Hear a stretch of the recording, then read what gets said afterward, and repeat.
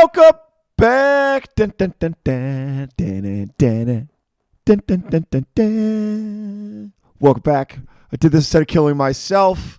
Stand-up comedy podcast based in Greenville, South Carolina. My name is David Bakker. It's the week of September 12th, 2022. You know what that means. NFL Sunday. Packers are playing today. That's why I'm rocking my Aaron Rodgers jersey. I'm recording this before I know if they won or not, so I'm going to go ahead and say they did. They won. They crushed the Minnesota Vikings. That's what happened. And I, as of you listening to this, I'm in a good mood because the Packers came out and took care of business. Aaron Rodgers, squad, not a lot of receivers, but a good defense. We're solid. I hope your team won too, unless you're a Vikings fan. This week we have a very special episode. We have two guests today. Both very funny, both named Michael, both from Columbia. And, our guests today, Michael Mack, Michael Garrick, hilarious dudes. This was supposed to be Michael Mack's episode, but Michael Garrick kind of tagged along because Michael Garrick, he always likes the attention and tries to snag the spotlight. That's kind of just how he is. I'm kidding. Michael Garrick is the most humble, unassuming guy ever. But they both joined us for today's episode. Michael Mack is a hilarious comic I met a while back, and I've been trying to get him on the show, so he finally came up. Really appreciate him doing it. He's a hilarious, thoughtful dude. So we got into a lot of topics on today's episode. We talked about, speaking of football, we talked about State Farm commercials. Michael Mack gives his takes on those. He also tries to sell me on anime. We nerd out about that. They both nerd out about anime more than I do. But we talked about abortion jokes. Michael explains his theory of why the universe is just a ship in a bottle. That really got me thinking. Talked about the time I met Russell Crowe. And talked about Neil deGrasse Tyson, politics, a bunch of stuff. 2 hours. Lots of stuff in this interview. Hope you stick around for the whole thing. But anyway, before we get to the interview, though, here's what's going on this week in local comedy, the week of September 12th, 2022. All right, tonight, Monday, there's no room, but if you want to go to a mic, there's a mic in Columbia hosted by Michael Garrick. That's at 8:30 at the Joint in Columbia. Message Michael Garrick for details. Tuesday, 8 o'clock at the Radio Room, hosted by Bill Reiner, Jeff Thompson, or myself. Also on Tuesday at 8:30 in Columbia, we have the Art Bar hosted by Patrick Fowler.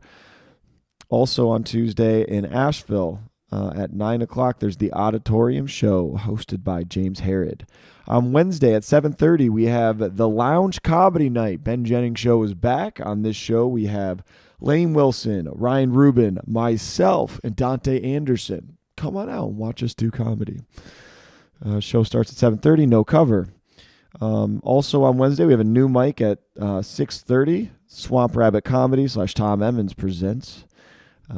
It's a show at the VFW. 6 o'clock sign up, 112 Sterling Grove Road at the VFW in Piedmont. Also on Wednesday, we have the Asheville Music Hall, the Disclaimer Open Mic. It's an 8 o'clock show hosted by Carrie Goff. On Thursday, no Comedy Zone this week, but Chad and JT are at the Comedy Zone. Those guys are hilarious. I have never seen them live, but come on out. They're here in town. Doors at 6, show at 7 p.m. Tickets at greenvillecomedyzone.com. On Friday, we have the Habibas All Jokes Aside show, hosted by Dante Anderson. That's a 9 o'clock show. Come on out. And our celebrity comic this weekend at the Comedy Zone, Dusty Slay, Pride in Nashville. He's a well-known comic around here. But yeah, he's going to be here in Greenville. 2 shows on Friday at 7 and 9, 2 shows on Saturday at 6 and 9, and 1 show on Sunday at 7 o'clock. Tickets available at greenvillecomedyzone.com. All right. That's it for local comedy. Go, Pack, go. Hope you have a great week, and hope you enjoy the interview. Here it is. So, Michael Garrick thought Audacity was pronounced what? Audacity. And no one corrected me, and I'm the reason why a lot of people say it wrong. That's kind of an inside joke for podcasters maybe, but Audacity, the audio program we use. Audacity, I not guess- Audio City. Have you just not seen a lot of movies with like? Did you not see a lot of old movies with villains that would be that? You have the audacity. No. Yeah, the Audacity. You ain't like they spelled it out. Nobody. I didn't watch it with subtitles. Like, oh, that's it. Mark, Like, you said it. You didn't spell it. yeah, So people asked you like, what program do you use? Audio City. They might have searched for it. Like, I don't. It doesn't really exist. Yeah, I mean, they probably. Yeah, they definitely did. Yeah. Well, guys, thanks for coming to do the show. I am so out of sorts and exhausted, and like haven't done comedy stuff in like a week and a half, so I'm like a little disorganized. But I'm happy to be back. I'm happy you guys are here. Oh, thanks, man. Thanks, man. Yeah, this was initially gonna be Michael Mack's episode, So but then Michael Garrick tagged along, and then yeah, I asked, could I join? They were like, yeah. yeah, why not? The more the merrier, man. yeah. No, it's great. I wanted to have you on again anyway. Oh, thanks, man. So, Michael Mack. Yes, sir. Dude, I'm trying to remember when I met you the first time. It was probably in Colombia. It was actually when Mike did his first episode. Oh yeah, Yeah. that was the first time I actually met you in person. Yeah. because I saw you at Doolittle's, Mike and Anderson, one time, but yeah, you came and you weren't on the show. You were just there, right? Yeah. So you were a good sport about that. Yeah, respect people's podcast orders and stuff like that. Nah, Well- I'm playing. Well, dude, I didn't even know you were a comic at the time. Oh, okay, yeah. No, I mean, I was probably just there supporting, and then Doolittle. I remember the show. I just don't like. Did we interact at that show? No, I just saw you perform. I think I just said hi to you, Okay, but I'd never seen you perform. And then you went up there and just killed it. because I'd be forgetting people's faces and names like all the time. He destroyed that night. Do you remember? You did. Everybody freaking bombed, and you just went up there, and I wasn't. No offense, I wasn't expecting much because everybody was bombing. I'd never seen you perform before, and you just. I forget what you did. I think you roasted people, just called out some bullshit. Do you remember what you did? I can't. Y'all be having that sometimes when you really try to remember a performance, and then it's just like, you just know you were there. Yeah. Yeah. No, All the time. They all blur together for me. So like asking you about one set might not be, but I mean, especially a set like that, because I feel like you probably were going off the top of your head for some of that stuff, Probably just based on so. what was going on. Because and I like doing that I feel like when everybody in front of me bombs, I'm just sitting here just like, if their material didn't work, this might just not be a material type of crowd. Yeah. No, absolutely. So it's better to interact with the crowd in those situations. Because I mean, it's like it is weird when you have crowds that are there, they're not there for comedy. They was just like, oh wow, I usually just come in here to get something to distract me from the fact that I hate life. Yeah. But now I can just watch these people waste their lives too. Yeah. Dude, something about that mic was horrible though. Like for the first several, there was like a decent amount of people there, and then there was just barely any. And I don't even know why they would come, because they were up in that room, and I don't know if they're just like bored because there's not a lot to do in Anderson, and they're just there. But they were content to just sit there and not really laugh and just endure a horrible show and stare and stare. Yeah, Any normal person would just leave or try to laugh, but like, because it wasn't like even a bar show. They were there. There was no other distractions. They were just there sitting in this room. It was like an attic room, kind of carpeted. They had like, it was all set up for comedy, and they just sat there and stared at a horrible show sometimes. Except for me. Except for you. Except for Michael Mack. He killed it. And I remember being impressed. Thank you, man. Thank you.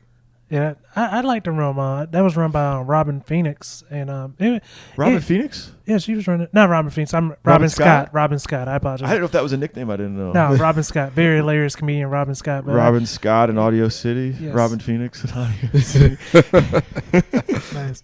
But Robin Scott. That was a fun room. That was nice. I remember that show. I headlined it because at the end she would always have like a headline at the end, and I headlined it. And I just remember I walked through the town with Mack, and I kept telling people about it, and they was like, they might come, they might not. And I was just like, well, the headliner is Michael Garrick. Have you heard of Michael Garrick? And You were saying that? No, I was saying that. Yeah. And just to see constant people like, who's that? You know what I do remember? I remember that. I had the flyer and everything. I remember that foreign couple that we told, and then they seemed so interested and did not show up. Like no, they were like Could legit. they speak English? Yeah, they spoke English. You can still hear They're their foreign accent. though. Where were they from? I can remember that now. I'm trying to get you I in just trouble, remember bro. that I just There's remember we something told weird. them, and they were so into it. Like they were both into it. It was just like comedy show. Oh, that's I, where at. I love that David asked did they speak English. David, how will we get? Well, I don't know. Maybe you like signed it. No, to I them, mean like, I've done Google comedy? Translate for people before. Oh, like yes. I had to teach a Russian dude our currency one time. That was pretty cool. You taught a Russian dude our currency? I was working at CVS in the pharmacy, and then the Russian guy was just like money. Yeah, no, he was He just just handed you money? yeah, he just like put a bunch of money on the Money. counter. It's good. It's money. And then I was just like, "Do you know the bills?" And he was just like, "Money." and I told him the current, like the different dollars, like, and it was no, it was the change. So I told him like the different change. Oh, like dude, the, if you didn't quarter, know the bills, nickels. the quarters would be confusing. I mean, as the hell. 1 and 5 was so easy, but Yeah. but then like he didn't know the quarters. I'm pretty sure he didn't know to like turn it around and Yeah. read it. Yeah. So I just showed him the coins, and then like he shook my hand and stuff, and I was just like, I think I just started world peace, baby. And then like 2 years And then later, they Trump was invaded you. elected, and I was just like, nah, Trump's taking over my job and getting along with Russia. Yeah.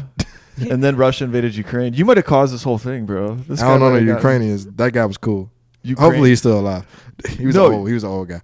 Yeah. No, Ukraine, the country. Yeah. Yeah. The only thing I'm World thinking War about this III. story is Like- if was it anybody behind him in line, just like God damn, like just my luck. You don't want to piss off a Russian, though. Yeah, that's true. If I you mean, they if you probably spoke thought up, it. he might like turn around and. Plus, I didn't Shake like the you? pharmacy, so if I could piss them people off, it would have been fine. You work at the pharmacy? Well, I was training for it. Training for it? But then I realized I didn't want to keep telling. Like the weirdest thing I would do when I was working pharmacy is when people would not, like when somebody had like a very large bill, I would just look at them and be like, "Hey, what number are you expecting?" And then sometimes they'd be like $2. It's like, all right, multiply it by 30, and that's your. Oh, when you gave him a large bill? No, like they didn't. Their insurance was either messed up or they didn't have I it. So I'd see. just be like, "Yo, what are you expecting?" And they're And like they complained $2. to you? Yeah, well, no, they would try to, but then I would just Yeah. pass it on to the pharmacist. Yeah. You're like, it is what it is, bro. Yeah, I'd just be like, Sarah, this is your job. Yeah. Yeah. Yeah, so no, Tell them why they don't have enough money to live. Like, pretty much. Like, tell Yeah. them why they doctors Proud don't say, like 'em. dude, you don't need your diabetes medication. Or whatever. That's racist. Your insulin. go die, bro. You're fine. I'm playing. Actually, it's funny because I remember I used to think that just be like diabetes medicine was like made for black people, but there was so many white people that had diabetes that would come in. Wait, you used to think only black people got diabetes? That's what it felt like. And then I went in the pharmacy and I was just like, yo, a lot of these motherfuckers, like a lot of white people got diabetes. Like, Yeah, where's dude. this? It's like, who are y'all stealing this from? Some fatties, right? Nah, No? Well, some, yeah, but not all. No, I'm just kidding. There's plenty of skinny people that get diabetes too. I just love that he thought about it. Like, not well, yeah. Some of them, yeah. No, my dad got diagnosed with diabetes, type 1, late in life, or type 1.5.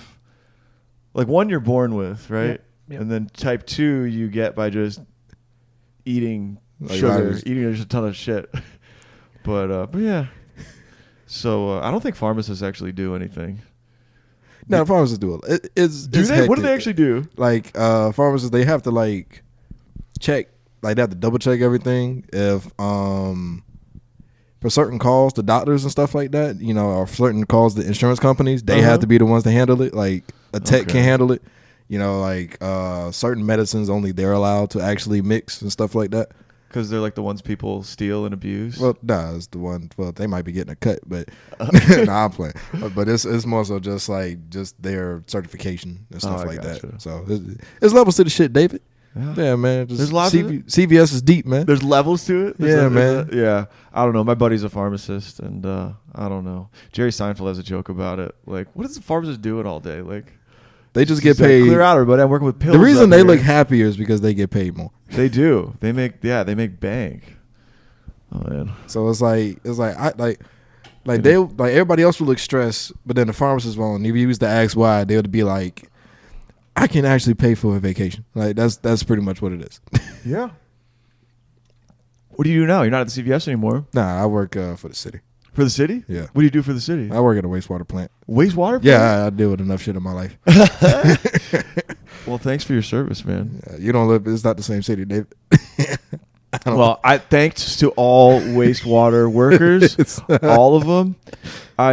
So I just got back from Europe, which was a really fun trip. Have you guys ever been? No, not yet. Not yet. You know you didn't go. No, I went. I've never traveled. I went to a lot of places when I was a baby, so that's why. Oh, okay. Nah, Well, military, you might. Yeah, definitely. Yeah, I had no choice. Just get your ass over there. Yeah, the word. Yeah, you're gonna join the military, and the army's gonna. Yeah, that's the plan. Send us over to Ukraine. Well, I want to hear about that in a second, but I was just gonna say about the wastewater stuff. Yeah. So we got a tour of this museum in Paris, and the oldest part of the museum, it's at the Louvre. It originally was like a castle, and it was this fort where it was like right along the river, and the guy explained it to us. You could see like the foundations of the castle. It was like underground, so you could see where the original stone had been built. And there was this one gap, and it was about the size. It was about like this wide, just enough for like a human body to get through. And the guy explained to us that back when the castle was originally working, there was that was where people would shit down, and the water, it would go down into the water. And because we didn't have like wastewater treatment plants or any of the modern stuff, the castle was strategically next to a river, and that's why they put it there, so the current would like wash away all the waste, all the human waste. And the hole in the side of the wall was just wide enough for a body to fit through, and they think that's where they also put the dead bodies from people that like died in war or whatever. So anyway, that sounds about right. Just like, I'm imagining it, and this is a horrible image in my head, but I want to laugh at it. Go ahead, dude. But it is funny because like it made me think about like another anime I watch. By the way, I'm a huge anime guy, dude. Yeah. Tell them to name your podcast, man. Yeah, me and my boy Curtis, we run a podcast, Black Heroes Podcast. Check it out if you can. What's it called? It's called the Black Heroes Podcast. Black Heroes? Yeah. And how do they find it? Is it just It's Black on Heroes Podcast, all one word? Yeah, or like Black Heroes. Black Heroes. Yeah, pretty much. It's on Spotify. It's on a lot of stuff. I use like one of the program things, so they just send it out to all the other podcasts. Oh yeah, do you use Anchor? Yeah. There we go. So yeah. we use what up though? So, yeah. Dude, I feel bad. I had no idea you had a podcast. I don't think we started when I came over here yet. Okay, I got you. When How I many first met episodes you. in are you? It's not that many, like, because I work overnight. Okay. And my boy just got a new job, so our schedules haven't been lined up. That's always a tricky part, dude. Yeah, it is. So what's the theme of the pod? Is it an anime podcast? yeah, pretty much. It's anime based. We got other stuff that we like, because we into a lot of stuff like Star Wars, like DC and stuff like that. Shit, yeah, like man. DC and Marvel comic book stuff. So Okay. yeah, you know what I'm saying? We want to do one about like our hobbies and stuff. Like I would talk about comedy. My boy is like, he's big into video games. I am too, but he's just a bit more like in depth with it. I got you. So yeah, we talk about different things, man, and it's always fun. Like because it's so many different topics you could talk about with anime, like whether it's genre, certain shows. Like we want to do an episode about fan service, like just fan service. Yeah, like just like having women just dress provocatively and then dress like design with these big ass titties. Yeah, and, you know what I'm saying? You're talking about the chicks on Snapchat and TikTok that dress like anime characters. Or? Yeah, like well, that's cosplay. So that's more cosplay? so. Yeah, it's like that's like a thing in itself where like people put in a lot of effort to do it and stuff like that. Yeah. So yeah, that's one thing. But it's more so just like on the shows. Like you have certain shows that are just made to be like pervy shows. Really? Yeah. Like anime porn? Not that deep. Well, they have that, right? They do. I'm not. I mean, I don't know if they have it. I'm not that bad. How would I even know that? No. I'm still 3-dimensional. Yeah. So they just do it for fan service. That's what you're saying? They're not like Pretty good much. stories, so those are crappier animes is what you're saying? Nah, but it's like when you watch the first one that's like that and you enjoy it, that's when you know you locked in as an anime fan. You're what? That's when you know you're locked in as an anime fan. Oh, You're like literally, if you watch a fan service show and you're just like, shit, I like this. Like you're stuck. Because I remember that's how I was when I watched my first like fan servicey type show. I didn't know what it was, and I just clicked on Netflix, and this, it was just titties popping everywhere. But then I was just like, I'm actually enjoying it. Like, dude, and not just for the titties. Like not just for the titties. I was actually liking the characters themselves. I was just like, Yeah, this is the medium I'm stuck with. So that's how you got into it. Nah, I was watching anime since I was like 6. Okay. Yeah. Okay. But that one really locked you in. That's when I realized I was just like, yeah, Dude, I'm definitely gonna try like a lot of these. I don't get it. I don't get the appeal. I need to try again, I think. But I don't know. I was on the plane yesterday and there was 2 guys next to me and one of them was like leaning forward and just like looking at his phone like this, and I saw what he was watching. It was an anime. And he was super into it. Oh yeah, but I mean, What do you love get most hooked, about anime? just the range of freedom. Like, even though, like, here we're dealing with a lot of shows being remade, Yeah. But over there, instead of things being remade, it's more so like they'll take the tropes or the ideas, like what a story is founded on, and somebody will try to make a twist on it, So it's new ideas pop. Even if you've seen the format of the show, somebody will have a twist on it. Dude, and it will be something different. That's a huge selling point. You're right. There's so many stupid reboots now. Nothing's new anymore. Yeah, and it's like instead of seeing 14 Superman movies, you would see 14 shows. Kind of like, it would make you think about Superman, right? But it's still something that would be like, okay, this is completely different. Yeah. Do you agree when people say like Goku is really just Superman? Like when you look at the origin story? No. Okay. I'll let you guys talk about this because I have no idea what that is. What was it? Goku? Yeah, it's like Dragon Ball Z. Like Goku is like same as parents, come from a planet that got destroyed. Okay. He comes in Earth in like a space thing. Okay. Like the origin is like almost like so exactly. They think they copied Superman based on that story because it came out after. I mean, Superman came out in the 50s. Dragon Ball Z is like 1980s. Something. Oh, okay. So yeah, it is possible, but no, actually, it's based on. It's like an old Chinese legend of like Sun Wukong.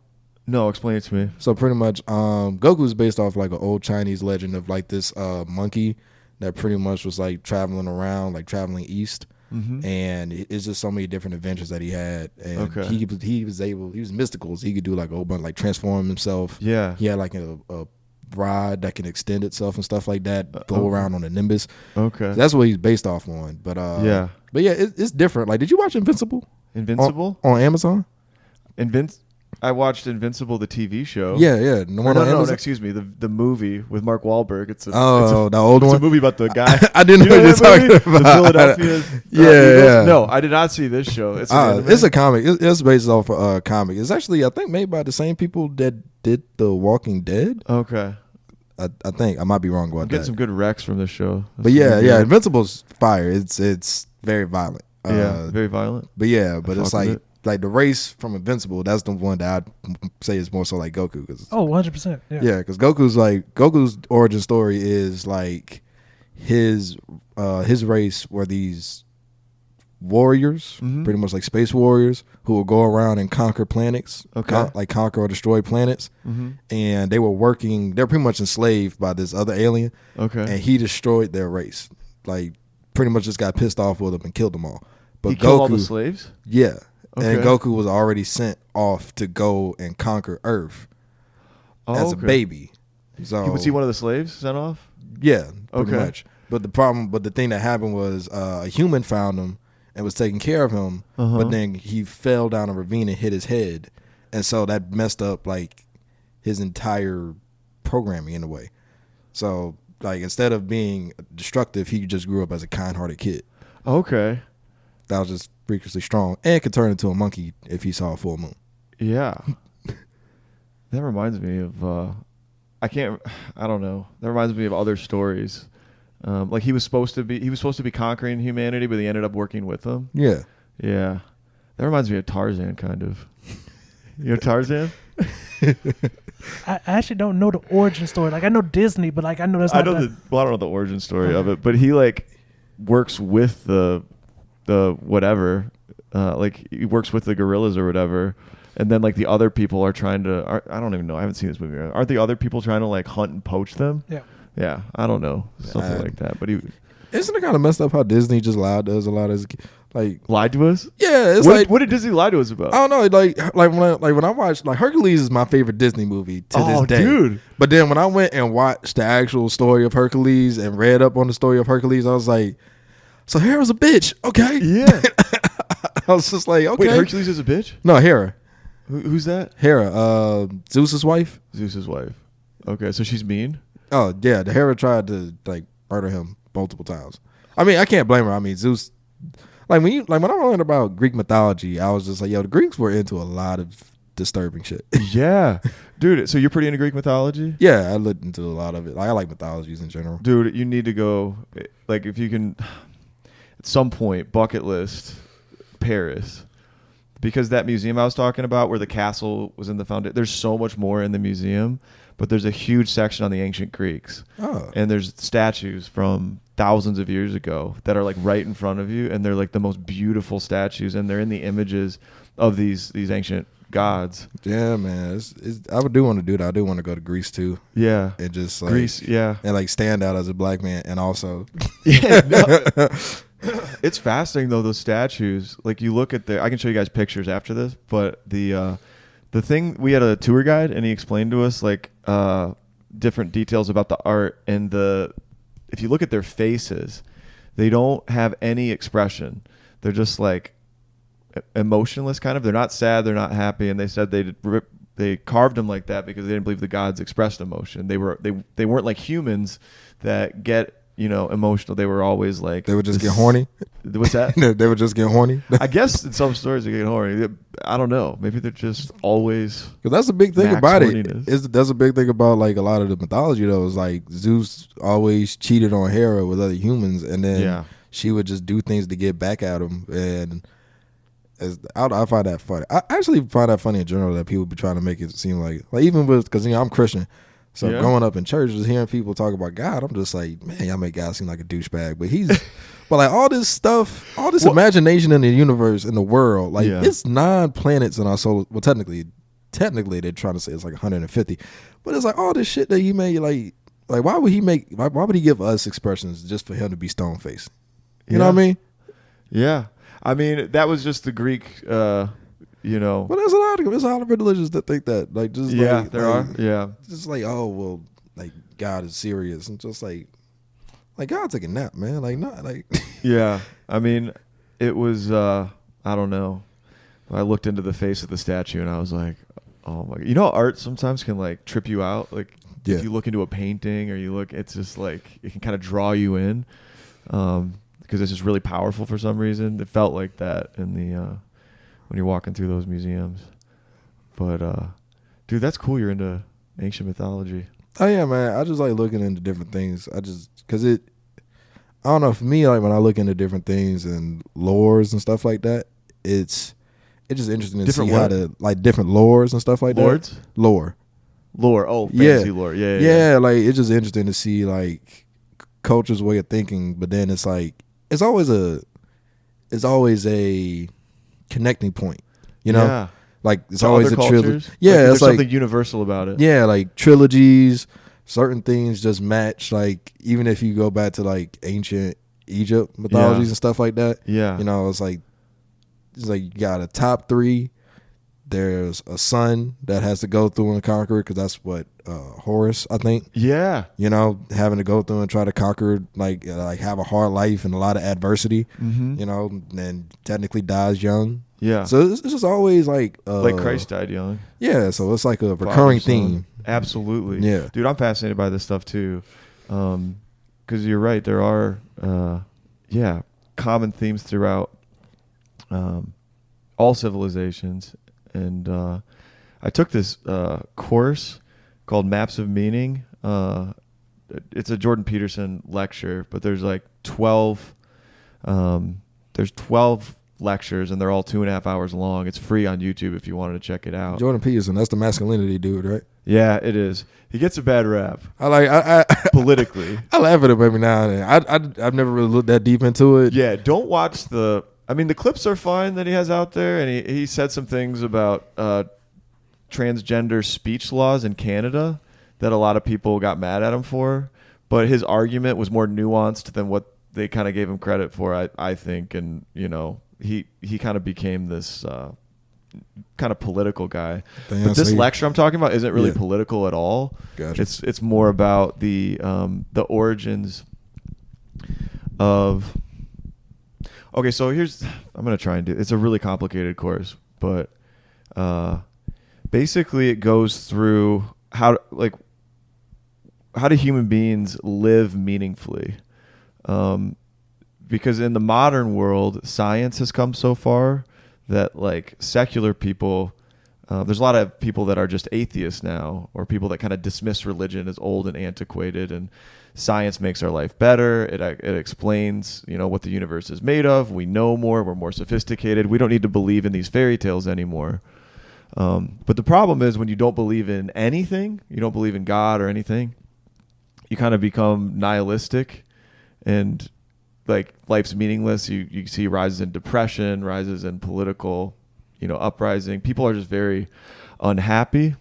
So this course goes back and says maybe we shouldn't have dismissed these old religions, because like science basically tells us what things are made of and how to get more technology, but religion, mythology, and ancient stories tell us how to live meaningful lives.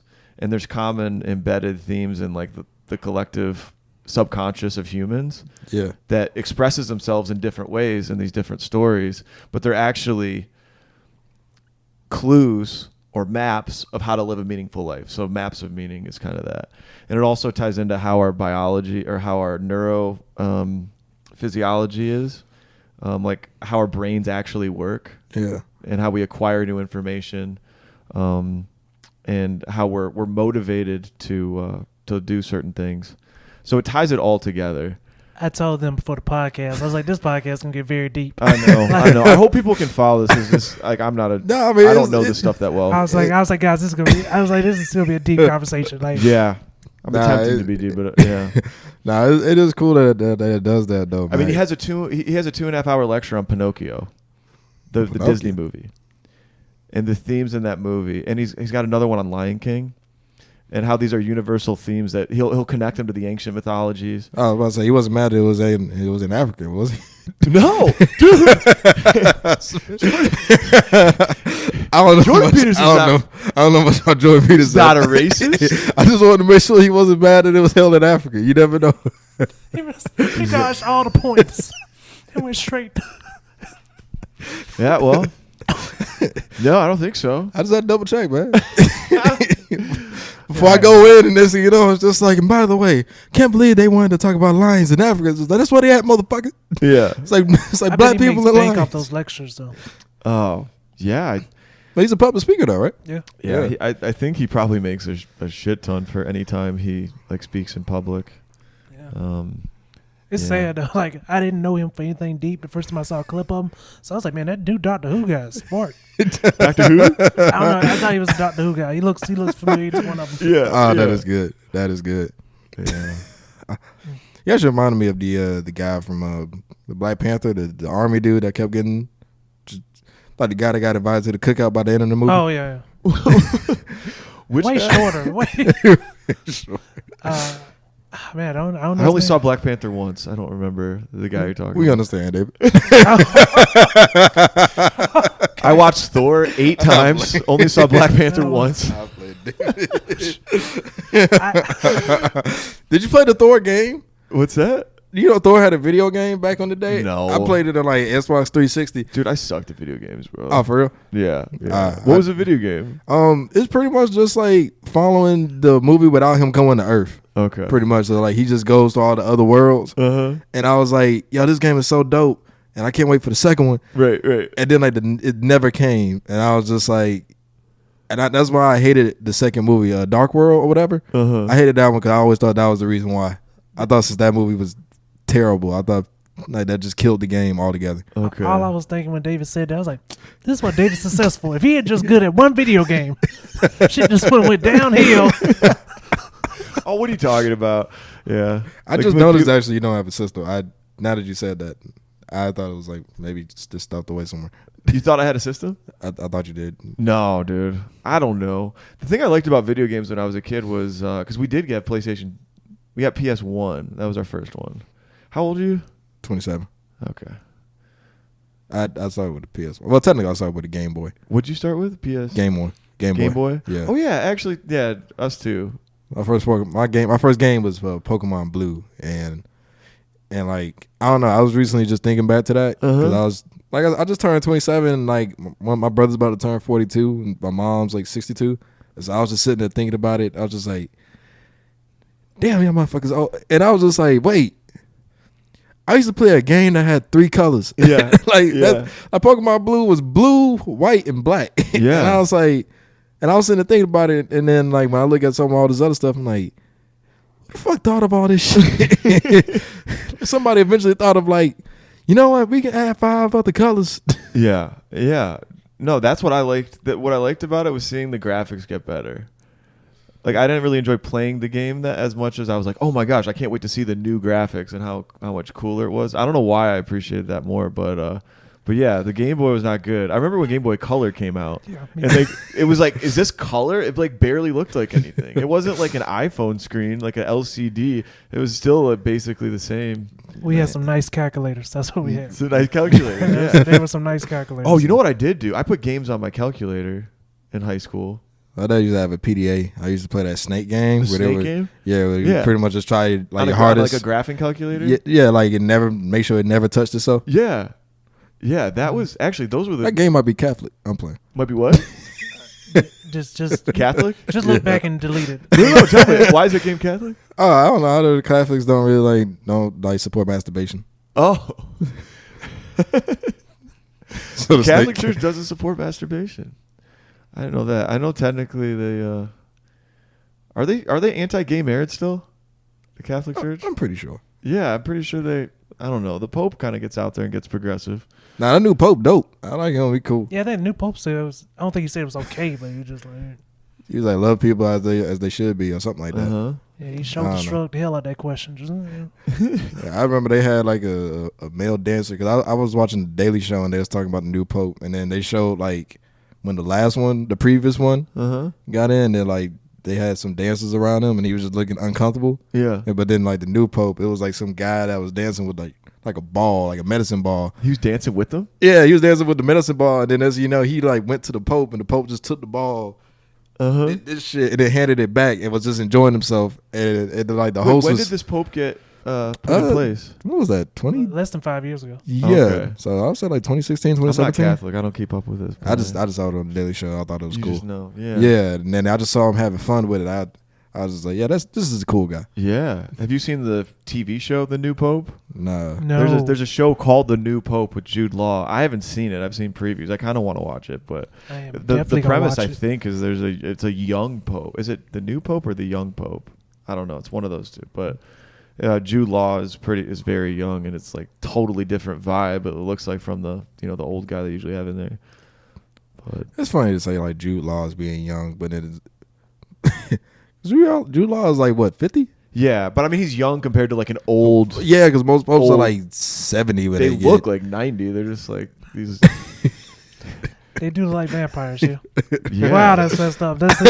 I don't mean that in any way. I don't even know how. I'm not even picking up that this is offensive. I'm like just so stupid. I'm just like, your comment section would be fun. Catholics don't like masturbation or.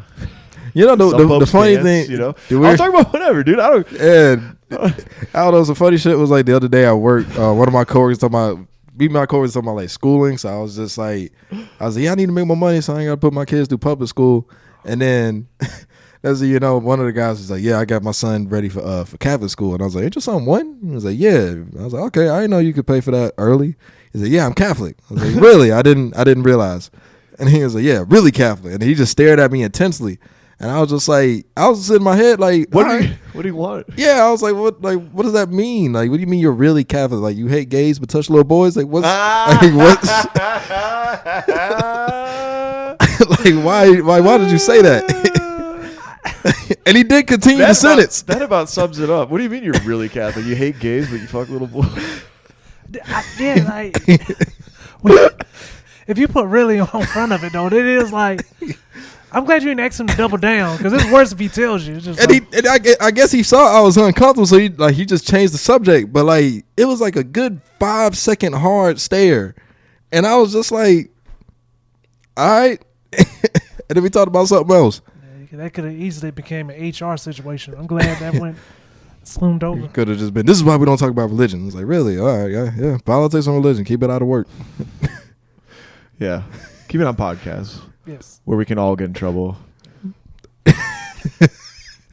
Except for Mike. Mike, you can paint, like, you can just paint innocent. You be like, I ain't say shit on none of these topics. I don't know, man. It seems like my jobs just don't care. Like, they just really Just don't. by being friends with me, you're probably screwed. Like, Dude. my jobs really don't care, man. Like, do you know David Baker? No, literally. You're fired, dude. I literally quit my job, and it's cool. Like, I got a new job like immediately, but I quit my job, and it was just like they called me. And it was like, hey, anytime you want to come back, like the door's always open. I was just like I'm not happy. Like, Yeah. like, what, Yeah. I'm not coming back. like how does that work? Like, why would I? Yeah. Just like, no, we really like you as a worker. You know, sorry things didn't work out. It's like this is very unprofessional on both of us right now. Like, Yeah. Yeah. Dude, so you're not a CNA anymore? Did you do this to switch to the military stuff, or do you have another job in the interim? No, I literally did not want to work there because I had to take care of like 14 people a day. And like I'm a good Jeez, CNA. dude. Like I truly confident. Like I'm one of those people. I'm like I'm a good CNA. Like I'm not gonna lie. Yeah. But if I take care of 14 people, like I can only be so good. Like Yeah. that's a lot of people. Like 8 Yeah. people, 9 people, okay, but 14 is just too Yeah. much. Yeah. And they were just like, well, we can't budget to hire anybody. Yeah. And once they said that and they wouldn't get agency, I was like, And they wouldn't pay you more? I mean, they paid well. They paid well? Well, I'm a But- male CNA, so I always make okay. Like I So- don't make so nurse male money, but I do CNAs okay. So male CNAs make more than female CNAs? Just because they're more in demand? Because Sadly enough, yes. females tend to do it. Yeah. But That's because women are better okay, I like care it. We're doing that.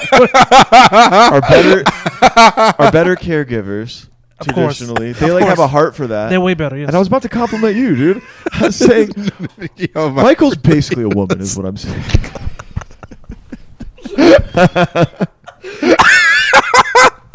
No, I'm screwing around. Get back in the frame, dude. You're not even in the frame. No, you have a good heart. You're a good person. You care about other people. I I'm such appreciate- a narcissistic no, asshole. that was hilarious, bro. Because I was like, I don't know how he's gonna tie it back around, but that was beautiful. See, the thing about women is you leave with that, and then you're like, You was worried about me making the conversation Nah. deep. I'm telling you guys, David Baker's next Norm Macdonald. I'm calling it right now. oh, shut up. I'm calling it right now, guys. Oh my Yeah, God. Bro, people Answer are and die. bro, people are sleeping on you, bro. I bring up your name a lot. Like David, people sleeping on you, bro. You got some hits, bro. I No, appreciate it, David, bro. my favorite performance from you was when you were at the comedy competition for Hollow Art. Yeah. When you did Yeah. the necromancy joke, and then you did the joke about the old dancing with the old lady, and then just like, I can fuck an old lady. Like, Bro, he got hits, bro. Like you, Dude, I can't wait to see your first 30 minutes, bro. I appreciate you guys saying that. That means a lot. That means a lot. Dude, I haven't done either of those two jokes like in a long time. I did a necrophilia joke. that was so. And the And the old crowd lady- looked so uncomfortable, and I was just laughing. And ain't They that got- fun they gotta when that laugh for it happens? to be good. Yeah, ain't that fun when it happens though? Like, when you're the only one laughing at a joke, and it's just like everybody else. We just experienced that, man. We were laughing. We were laughing. We laughed at the joke. That's Like, what I'm saying. But nobody else No, that- was, and it was. I Oh, don't know. come I love a good bit of that. the crowd laughed. Okay. They just couldn't. that Well, was a pretty okay. good set. One half of the jokes they was laughing at. Yes. The other parts they was. But they were with their wives too. They couldn't laugh at half of them jokes. Like, Yeah. Yeah. I We're remember talking about, I was late to that thing too, and I just ran up there. I was late too. Yeah. And I was just I didn't pull back. I was just like, yo, like, and They said if I'm doing a black show, I'm getting the whole black experience. yeah, I think I had an abortion joke in there. I was like, yeah, it was rough. yeah. But you did good though. But it was the whole set I was actually pretty happy with. I don't think they fuck with the necrophilia joke that much. It was still funny, man. That was I we can't laughed. remember. I can't remember who. Yeah. But anyway, no, that means a lot, man. I appreciate it. No problem, brother. I promise you that I agree. No, no. And Hey, I'm not just saying it just be like stroke your ego, like for real. no, I appreciate that, and not to just volley it right back, but I know when you came up to do the art gallery or the art gallery show, like a lot of people that hadn't seen you before were like, "Dang, this guy they really liked all your stuff." Oh, thanks. And bro. that show was hilarious too, because the other thing was Ken Wood doesn't know how to do the light. Ken's a good guy, bro. No, I'm totally kidding. Ken does know how to do the light. It was Ken's show, and he does a fantastic job on every front. But Ken, you were the last comic. You're the headliner. So Michael's headlining shows, by the way, he's killer. Bar shows. Bar shows, but still, Hey, I'm not headlining bar shows. I'm I'm not not either. headlining shit. I'm just, yeah. But anyway, so Michael was on last, and the time wasn't really an issue. So he was just going to let you go. But you're a professional. You wanted to know like when your time was good. And he wasn't lighting you. He was just having beers in the back and just getting drunker. And Michael kept looking in the back and then just continuing on. He's like, well, you know, I was going to some other material. And you just kept stretching. And I forget what Ken said. No, it wasn't Ken. It was Brandon Rainwater. Brandon Rainwater said, "You way over 25." And I was like, "Good night." Yeah. I looked at Ken. I was like, Ken, dude, you got to light him. He thinks he's at like 15 minutes. He's at 25. No, I was supposed to do 25. I did end up doing 31. 31. No. Well, I know, but I felt like you thought you were under at some point. You were like in the 20s or something is what you thought you were, but you were way over. Yeah. And I was like, no, Ken, you got to, because you still should. Actually, I screwed up the light at Comedy Zone with the celebrity show. No. Yeah, Daryl Hammond was on. Even no. Daryl Hammond. Yeah, SNL. Yep. He played. Have you guys seen Celebrity Jeopardy? Yep. Yeah. Sean Connery. Oh. Suck it, Trebek. I know Oh, you're nice. talking- That's okay. his most famous character, but he did a ton of stuff. He impersonated Bill Clinton, Trump. He was a better Trump than Alec Baldwin, I think. So I was DJing the show, and I got to meet him and say hi and stuff. And then he asked, it was a 6 o'clock show, and he asked, like, how much time should I be doing? And we had plenty of time between shows, but Jalen and I think, said 50 minutes would be fine. But, like, time was not an issue, and he was crushing. So I was supposed to light him at, like, 40 or something. But he was doing so well, and I wanted to watch more stuff, so I didn't light him right away. And then I just forgot to light him. And then he asked somebody else, like, I don't know how much time we're at. And then his opener said, oh, you're at this. And he's like, oh, I guess that light wasn't happening at 35 minutes like we talked about. And I was like, well, I'm a piece of shit. So when you're DJing for like any comedy club, like is it like kind of scary at first? Like the first time you do it, is it kind of scary? It used to be. Okay. Now it's not. Now I'm pretty good at it. But that laptop there at the Comedy Zone is like 20 years old. It's a piece of crap. So sometimes the laptop will freeze, and then you'll be like, it won't play on time. You got to get stuff queued up. I don't know. There's like 3 things you got to do. You got to turn the lights off, turn the flashy lights on, tell the crowd, you guys ready for a comedy show? You say that stupid thing before? Yeah. And then give it up for Brandon Rainwater, and then you flip the lights, turn it off, turn off the music. It's like 5 things real quick. But once you do it a couple of times, it's pretty easy. You ever seen a DJ set up, Mike?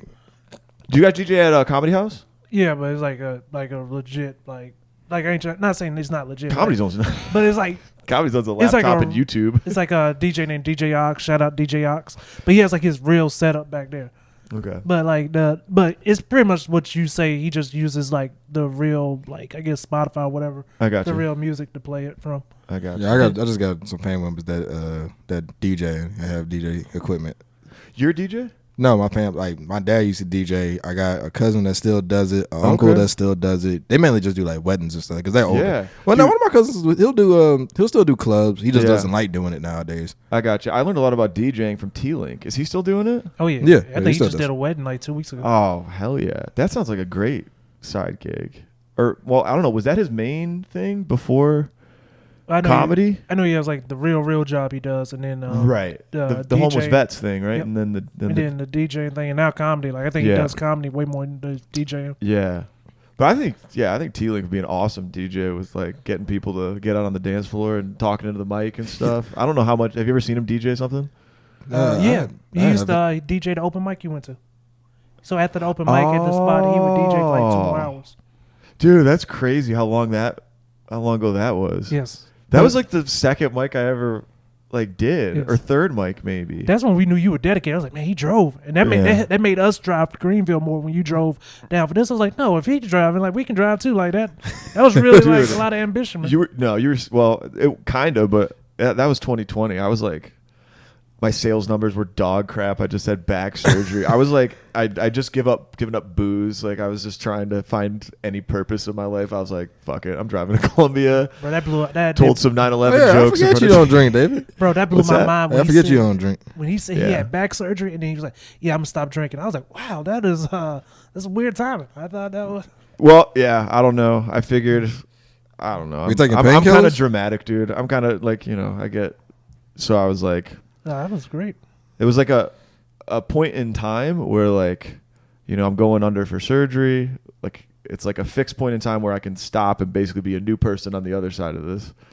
Cause like, the stopping drinking is hard because like you're so used to it with your lifestyle. It's part of your routine. Like every night I go there. So like with the surgery, you go under and then you have like a month where you're like in bed, not doing stuff. So there's like a break naturally. So like for me, it was easier to like kind of have like a real fixed point in time where I was going to stop. Plus that book I read, and Michael, you were sober. I'm back. But you're back, dude. Yeah. Michael came back to the sauce. Yeah. No, I'm back sober. Are you back sober? Yeah, man. Oh, congrats. Yeah, man. Okay, so can you walk me through that? Walk me through like you went sober and then So I was sober for a year. Just Sober didn't for a want to year. feel like that anymore. So yeah, you and I used to be sober buds, and then Yeah, started drinking. Got my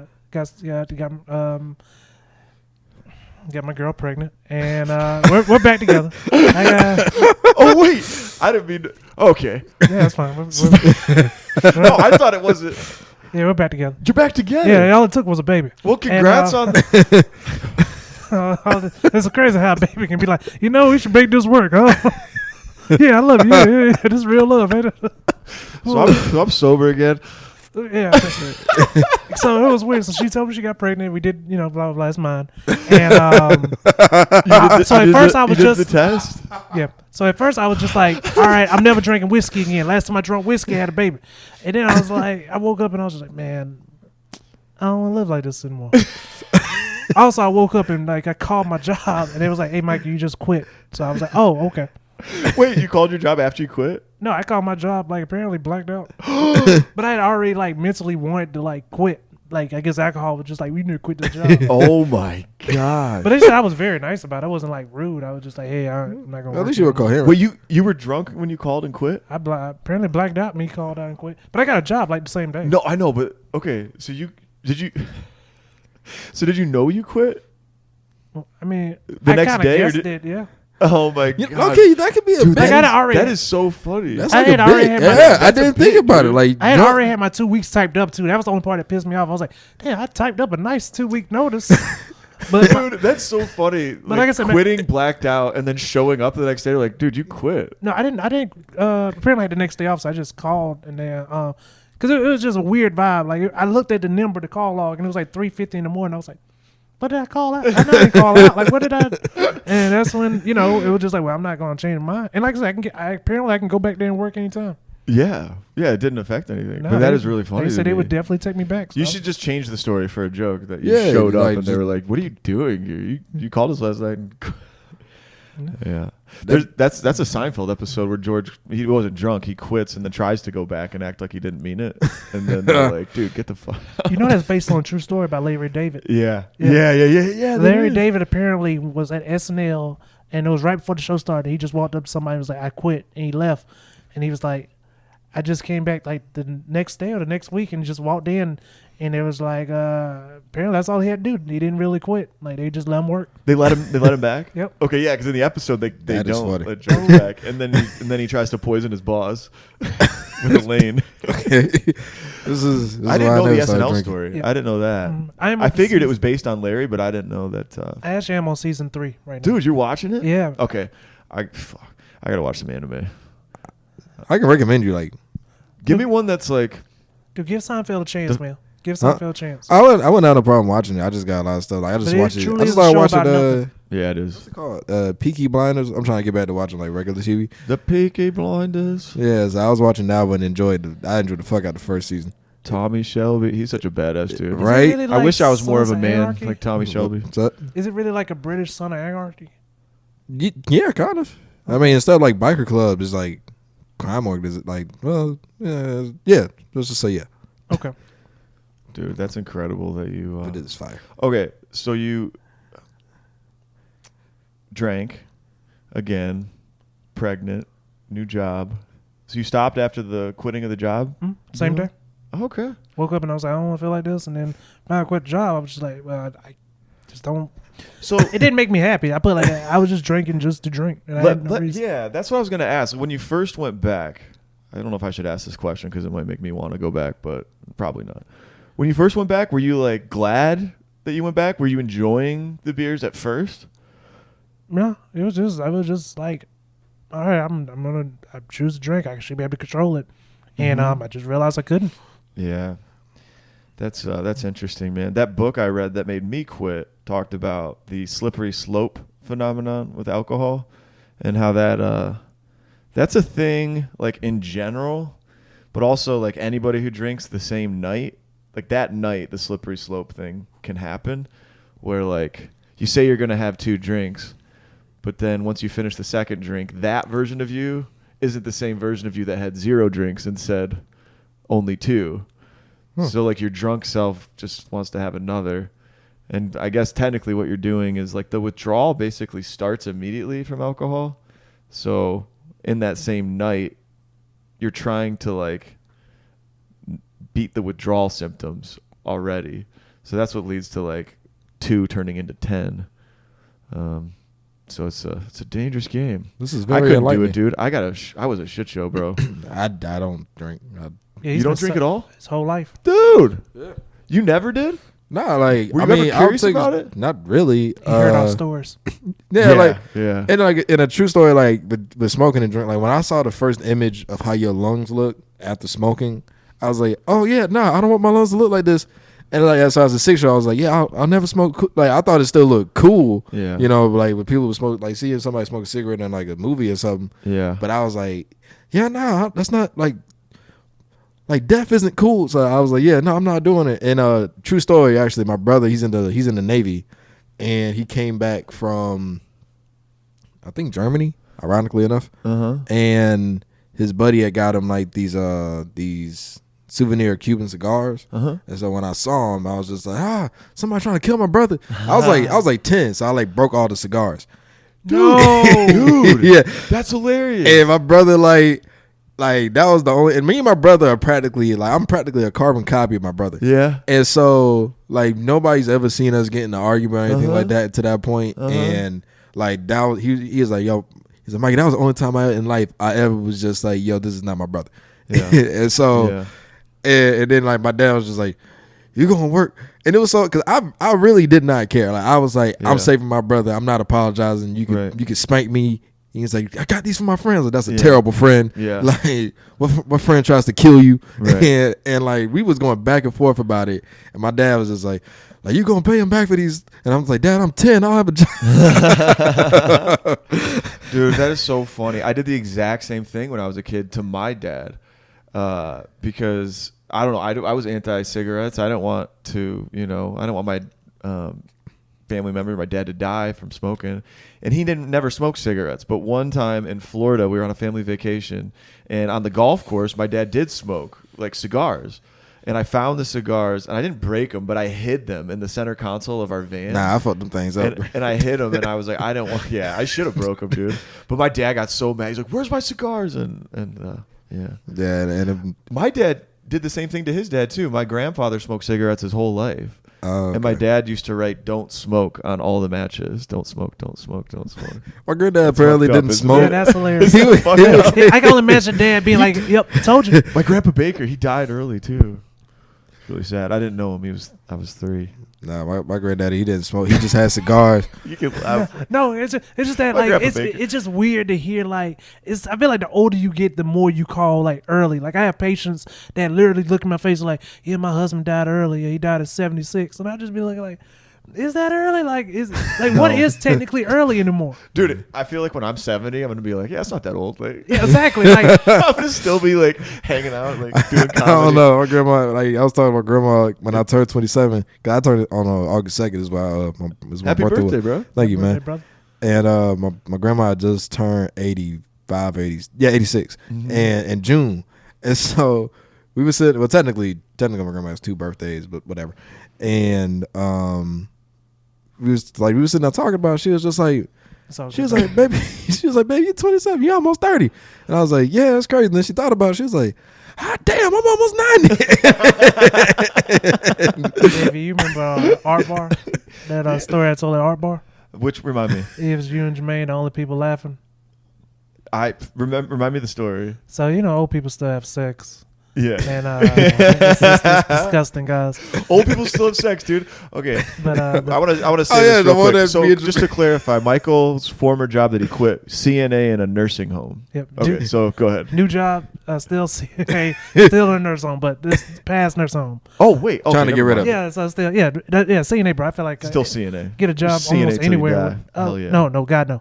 But medical field till I die. Yeah, like, I feel like medical field is the only job you get a job the same day. Well, I don't know. Maybe I don't know. But Highly in demand caregivers. Oh yeah, Sales reps a little different. But Yeah, and highly in demand for women. women. good callback, sir. Women. But That's why Michael's so good at it. good callback Because sir. he is a woman, There we go. as we said before. But, oh my God, I'm sorry. But they do have sex, and apparently we had to separate this married couple one time, and you remember now. Yeah, tell it though. Okay, watch this be the clip. Huh? We had to separate them because the husband thought he was coming in her, but he was really pissing in her.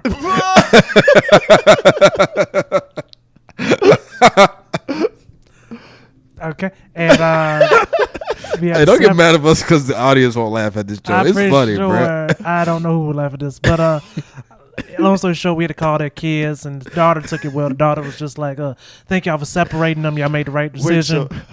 The son was just weird. The son was like, how long he been pissing their mama? And that's what you had to deal with the medical field. That's Wait, so can you? So like, I wasn't in the room. as a healthcare provider. So clinically speaking, what happens when you pee inside a vagina? She just started burning. They gave her like I'm not a nurse at all, guys. I'm not a nurse 100%. But I was told that and of course, guys, for HIPAA reasons, nobody name, of course. But I was told they just gave her medication for the burning. Okay. But yeah, we have. So there's no risk of like infection. Well, maybe not because urine's sterile. I mean, apparently, I've heard that. I mean, it was you just could drink urine. Urine is the way to cure crabs. That is funny. Is it? No. I'm pretty sure. I think you can cure jellyfish. Let's not put that in the internet either. Like, have that one dumb person like, baby, come over here. I got you.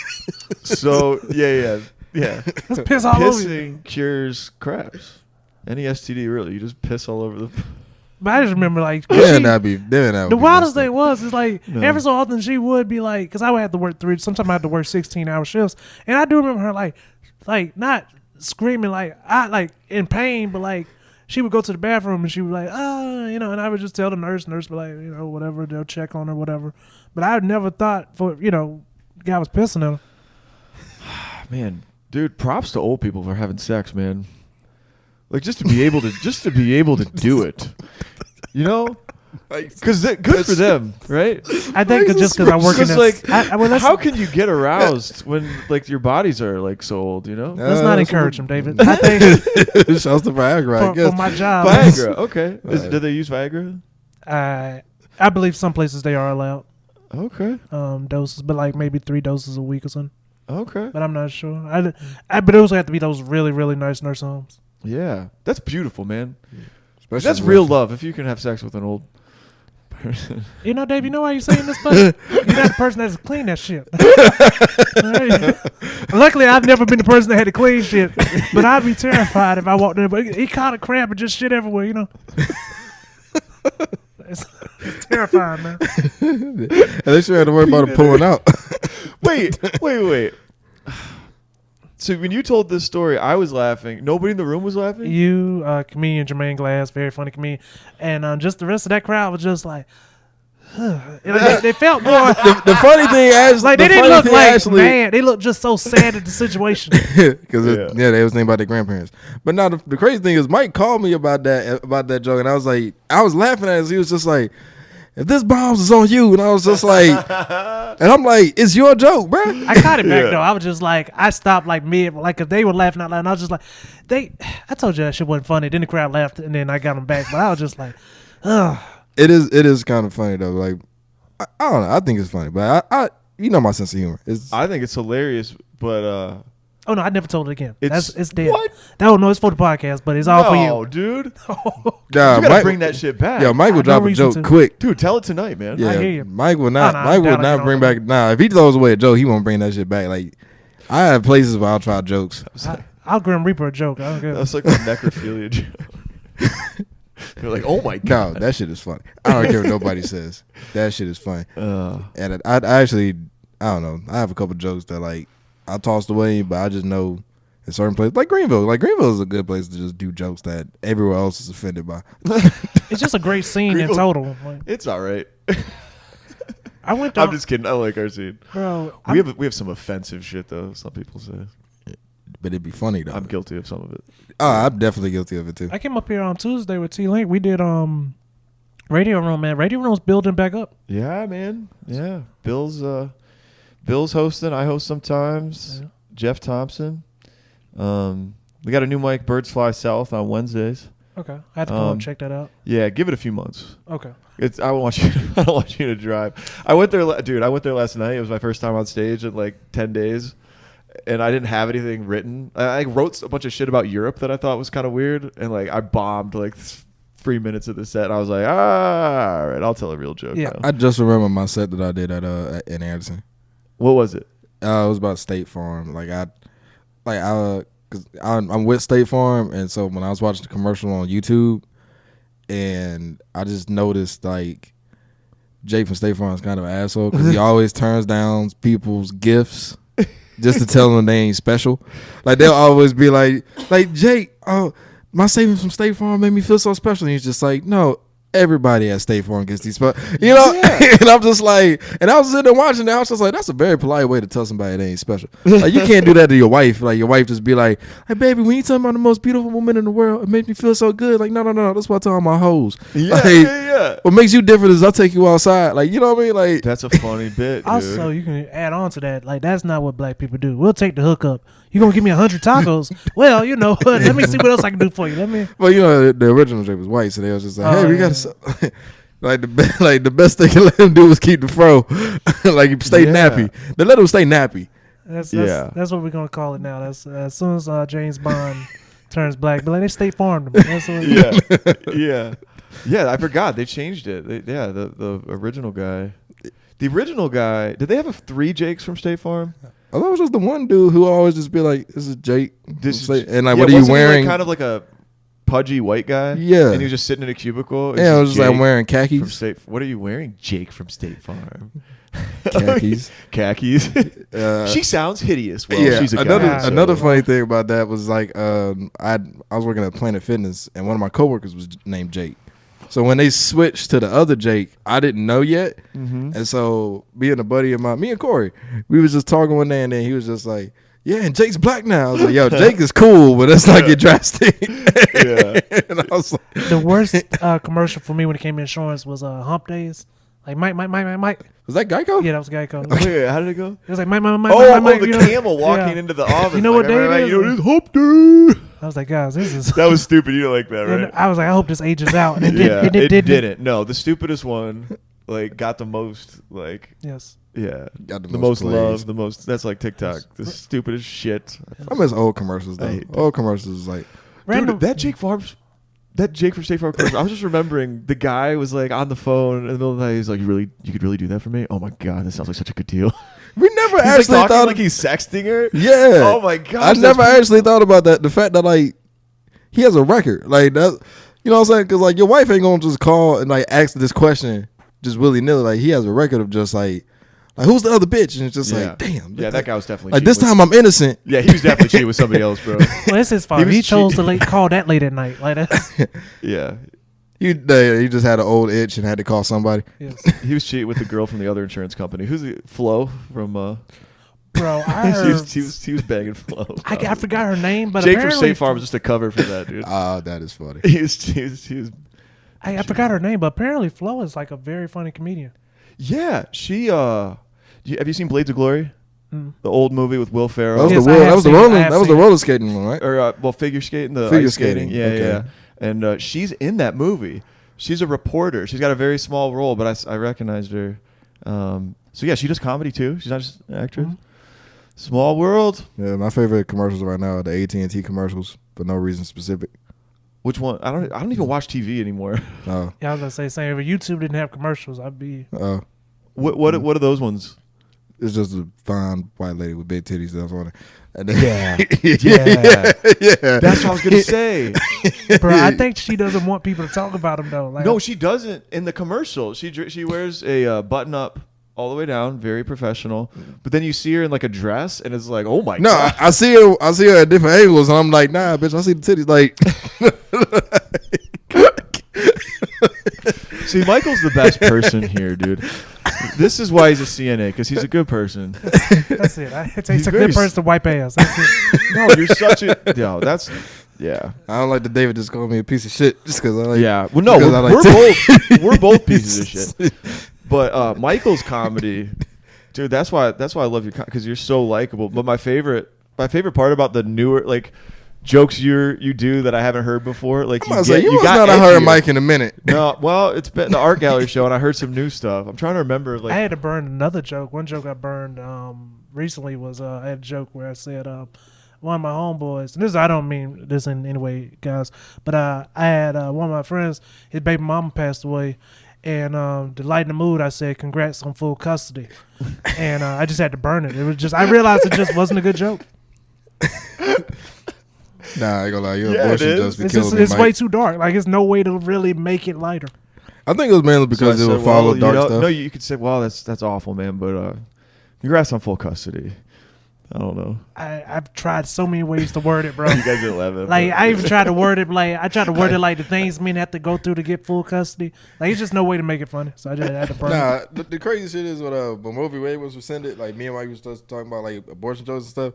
So he had his with like for his stuff, his situation, and then like mine was just like trying to be so supportive of women. And then I was like, Mike, you going kind of hard, buddy. And he was just like, What were your abortion jokes? What were my abortions? Oh, I still have them. I just don't want to burn them. Oh, okay, cool. That's fine. mine was like just like ladies need to be telling guys when they be hitting them up to fuck, just like, hey, this some pussy, you got to catch a crime for it now. You got to catch a case for this girl. You know what I'm saying? Like this some ride or die pussy now. But Yeah. all mine are just tied back to the pregnancy situation. Yeah. I was trying to do something. It wasn't even a joke. It was like a premise. I tried.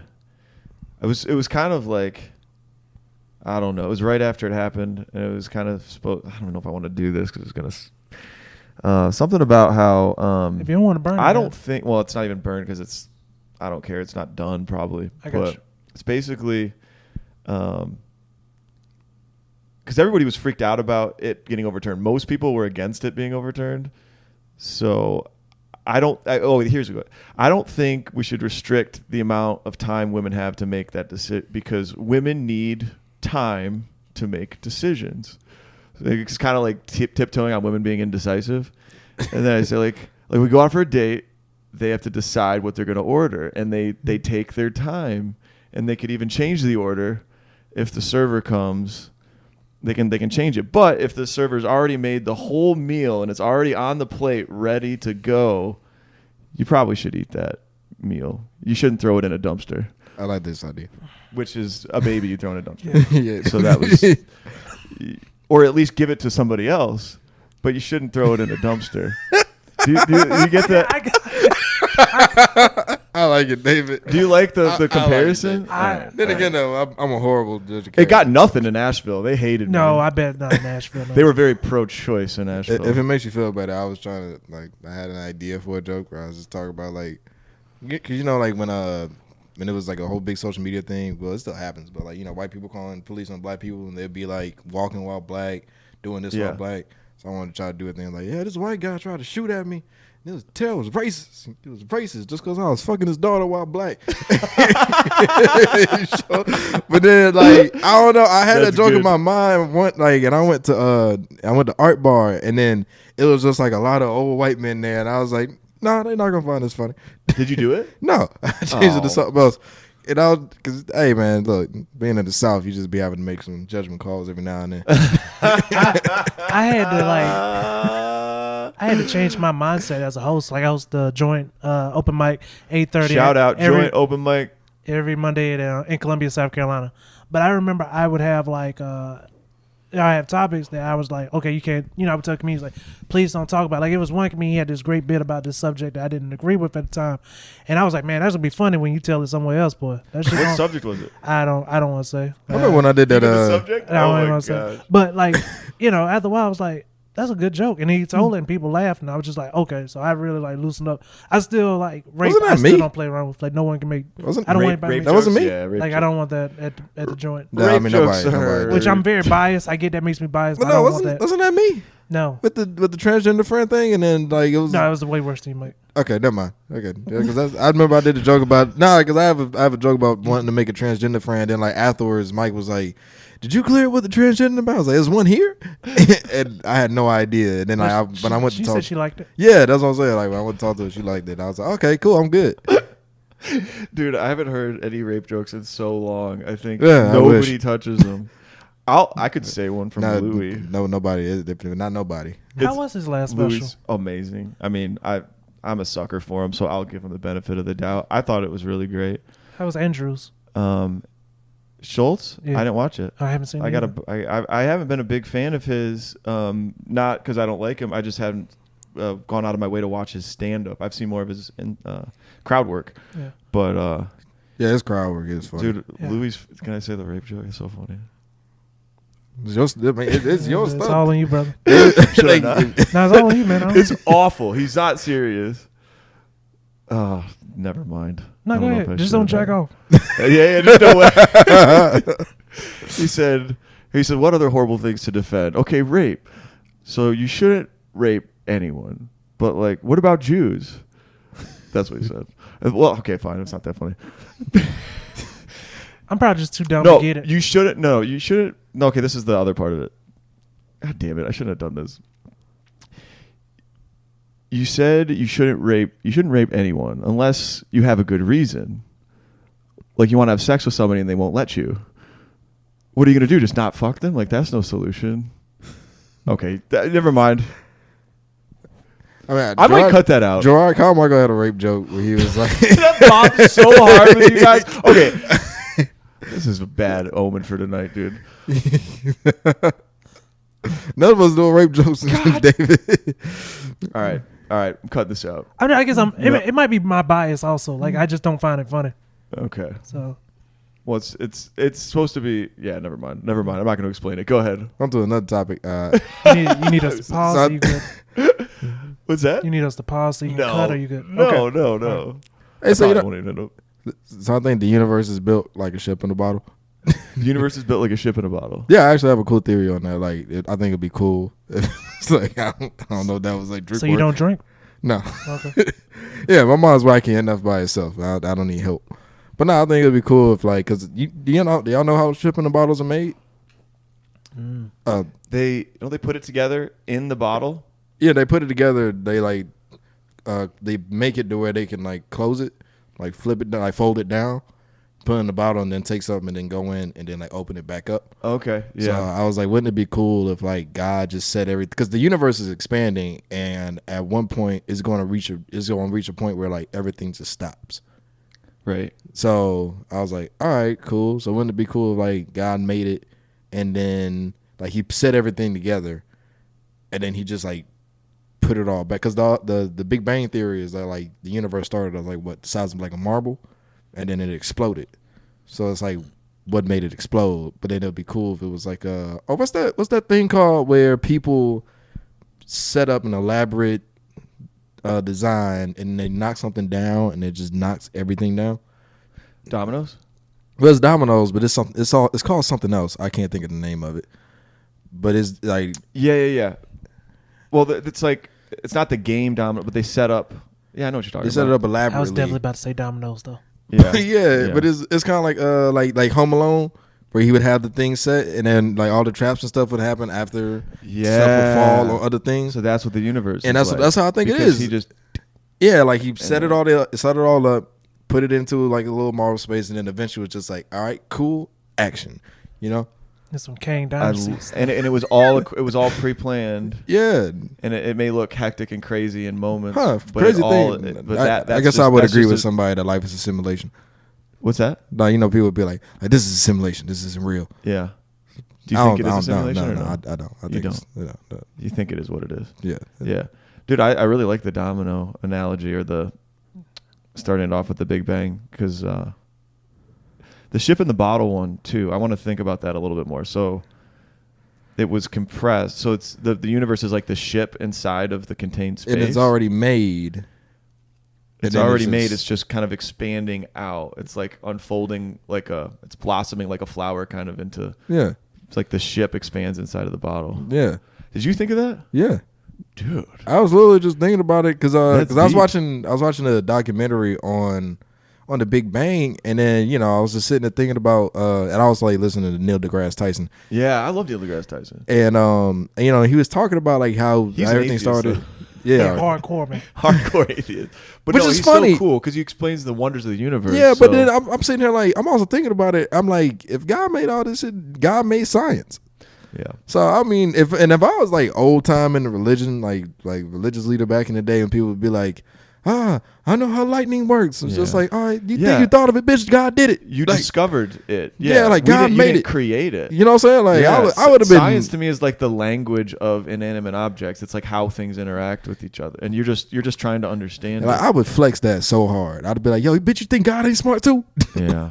Where you think you got your intelligence from? Like I would just be flexing. I'd be terrified if somebody created like lightning. Like that would be very terrifying. Oh yeah, that's true.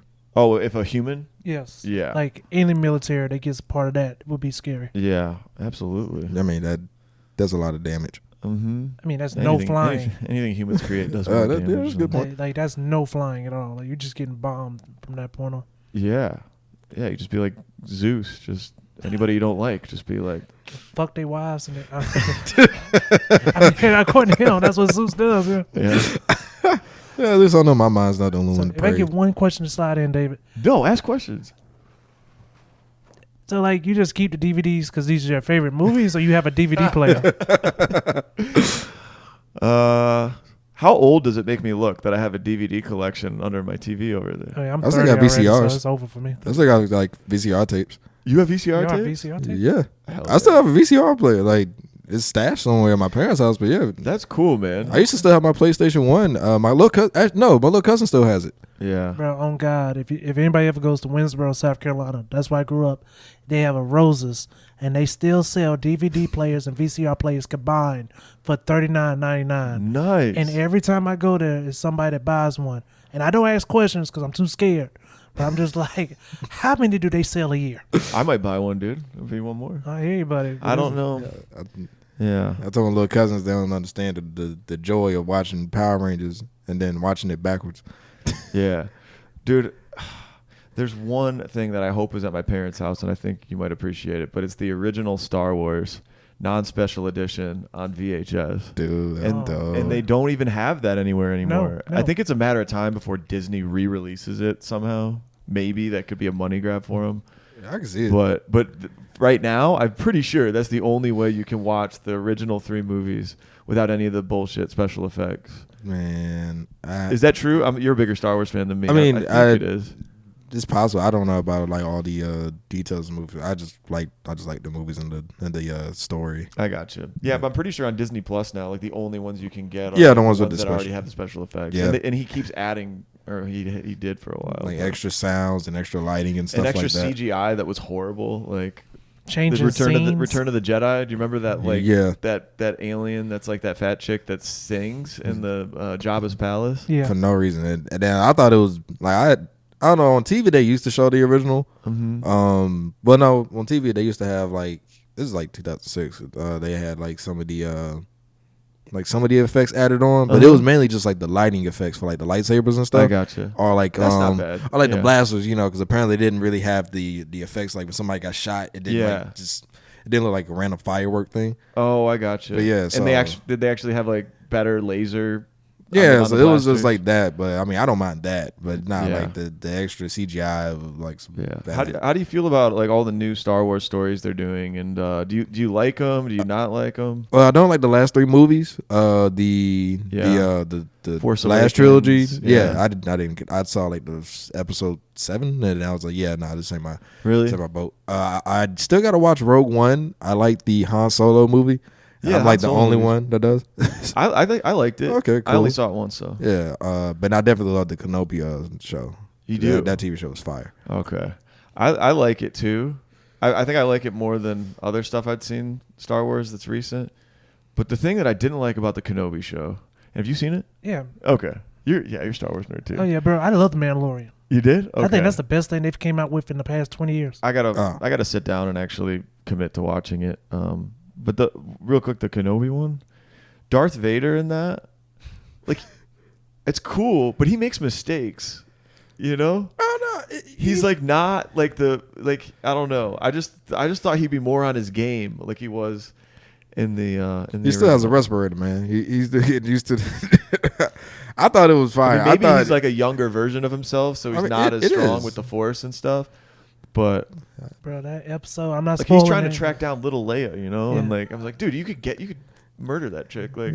I'm not spoiling y'all, but it's an episode of that show where Darth Vader just does a jump scare, and it makes no sense, but it's hilarious. Nah, Yeah, when they in the little desert area, the first fight, yeah, he just pops up out of nowhere. that It's was like, that what was the- crazy. Nah, that was savage It's when like- he just it's dragged like he him had in to the hear him fire. breathing. Like, But nah, actually, it His was breath came up and like, a funny thing. The what's last up, bitch? the last Star Wars game. I like how you did that. He held his breath. Oh, This could be actually, hilarious. y'all know the Green Arrow TV show from CW? no. You know, back when it was good. Oh, What is it was a live action Green Arrow TV show. Green Arrow? Yeah, like they did like the Green Arrow, Or Green the Flash. No, Green Arrow. I don't know. It was just called Arrow. I got to study up on my superheroes, man. But it was You like guys the are- Flash. Yeah, they did like the Flash, Supergirl, and all that stuff. Okay. But it started off with Green Arrow. The first 4 seasons are good. Uh-huh. But yeah, it was one character they thought was dead, and then he pulled back up on like the main character's mom, and like the way he walked up, I replayed it, and I don't know, like something just sounded like it just looked like you wanted to say, "What's up, bitch?" Like, and then I did it, and me and my roommate in college, my boy Curtis, we busted out because like that's exactly how he walked up. He walked up, he was just cheesing hard Yeah. because he knew that she thought he was dead, Right. and she was like death afraid of him. So she's like death afraid. He's just like, "What's up, bitch?" it was just funny. Yeah. But nah, I don't know. The Star Wars stuff nowadays is I like it, and I like the fact that it's not like I haven't really fully liked all of the Marvel movies that's been coming out. Like the last Thor movie. You know, I thought they were You didn't trying like too it? hard. I thought they were just trying too hard to be funny. I agree for some of it. Yeah. I actually liked it, but I definitely thought there were parts that were like, okay, You know, it was too goofy. like Ragnarok was just funny. Yeah. That's Taika Waititi as well, the director. Yeah. Do you guys like him? Yeah, man, bro. The Vampires movie is a TV show now, but Things We Do in the Dark, I believe. Things We that's- Do in the Dark. Our Flag Means Death. Yeah. On HBO. Have you heard of that? Have Yes. you seen that? He even made Hitler funny. Yeah. Oh. Yeah. In what's it called? Jojo Rabbit. Yep. Yeah, he played Hitler in the movie. Have you seen Jojo Rabbit? No. Oh yeah, dude. Taika Waititi I like a lot because he's actually like you talk about like, you know, all the Marvel movies. It's kind of like the same recycled stuff. At least he tries to make the movies different and fresh. I mean, saw yeah, his I had wife. no problem. his wife. Yeah, he married she's a pop singer. Ori or something. She's a, Smoke. Oh, Gorgeous. Rito something. yeah, that's it. Yeah. Okay. Gorgeous lady. Mm. But yeah, I thought the last Thor movie he was just trying to like Ragnarok to me. I think Chris Hemsworth in general is just like he's good at just being funny. Yeah. Like I just rewatched the first Avengers movie, Yeah, and he was just funny in it. he's funny. And I think It was funny they made him fat in the yeah, Endgame movie. and he did that very well, you know. So I think it was just like yeah, they knew humor was something that people wanted to see, Mm-hmm. but I think they just tried to tie it in too much. It was like too much of any Too good thing is a much. bad thing. No, I totally. Yeah, I could see that. I like the movie because I don't know. I'm trying to remember the story, like the love story of like him Oh, trying to with win Jane? her back, and she. What's that? But Jane and her getting cancer. No, yeah. Spoiler, I guess. Yeah. It's been out for I don't know. I must have gone on a date with a girl and I was like, I relate to this. No, we know what you were waiting for. What's that? Yeah, we know what you were really going for. What was I going for? My own love life? Comparing it to the Thor movies?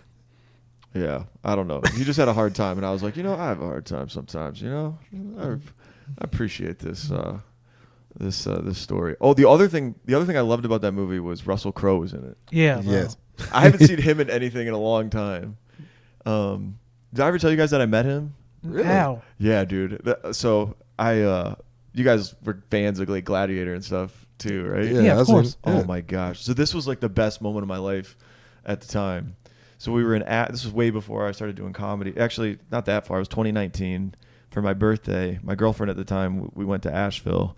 We were out to dinner and we asked the waiter, like, what should we do tonight? And they said, well, you could go to the Gray Eagle. It's either the Gray or the Golden Eagle. And there's a rumor that Russell Crowe and his crew are there because the band Slayer was playing. I don't know Slayer, but that was like their last North American tour. And Russell Crowe likes rock music and he plays music too. So I was like, dude, we're going to this bar or where this band is playing.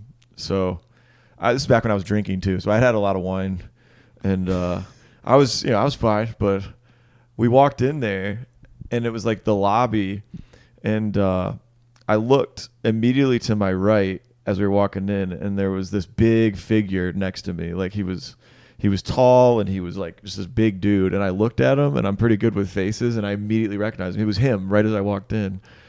And I should have been nervous, but I think because I was drunk, I didn't hesitate. I like reached in and shook his hand right away and I said, sir, it's so nice to meet you. Gladiator inspired my whole life. Just like something stupid.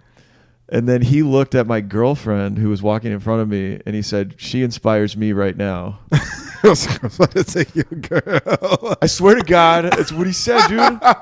Yo, how creepy is that? Yo, Russell Crowe wanted to take But your I didn't chick. even care. I was like, dude, take my girlfriend for the week. I don't care. Like, bring us on your jet. And like, I don't care, dude. That's really what he said? Swear to God. And I have a picture. Yo. I have a selfie of us on Instagram to prove this story. The three of us. Celebrities are cool though. Like, Dude, I love meeting celebrities. Yeah, Oh my do you? gosh. I know you say you're not into anime and stuff, but you should definitely go to a Comic Con. They be having like regular Yeah. celebrities and stuff. I've been to a couple and like Tommy from the Power Rangers. Okay. Yeah, like I met him and I Nice. took like me and my sister have a picture with him Uh-huh. and it was so surreal. Like, because we did it on a Saturday. Like it was our first time going to a Comic Con, and so we got there on like a Thursday. Went to like a party thing. It was pretty fun and stuff like Yeah. that. And then like Friday was real cool, and Saturday, like when we was in line to get the picture with him, like that whole trip hit me right then and there. Yeah. Because like we had took a picture with a whole bunch of people who had cosplayed. Mhm. Like it was just nice seeing people, like seeing how many other people were like into the stuff. Because I mean, for Yeah. me, growing up in public school, like you know, what I'm saying, like with niggas, you know, it's like So you were in the minority of people that liked anime? yeah, Not the everybody? minority of the minority. Yeah. And like we just didn't. Well, actually, the black community is deep into anime. I'm No, knowing they that are. now, Dude, all But, my, like- all my black buddies that are comics love anime. Yeah, but like when we were growing up, we didn't. So it was Okay. like, you know, Yeah. I actually have a joke about it. It was just like, yeah, you know, it's like you could talk about like Dragon Ball Z. Everybody knew about that, but it was like after that, you better switch it over to 50 Cent and LeBron James. Like, like the conversation better change. Yeah. You're on a timer with Yeah. how much you talk about that. And so it was so cool, but then like the whole weekend didn't hit until like we were next in line, and I was just sitting there, and my sister was like, "Are you okay?" And I was like, "Yo, we about to meet Tommy."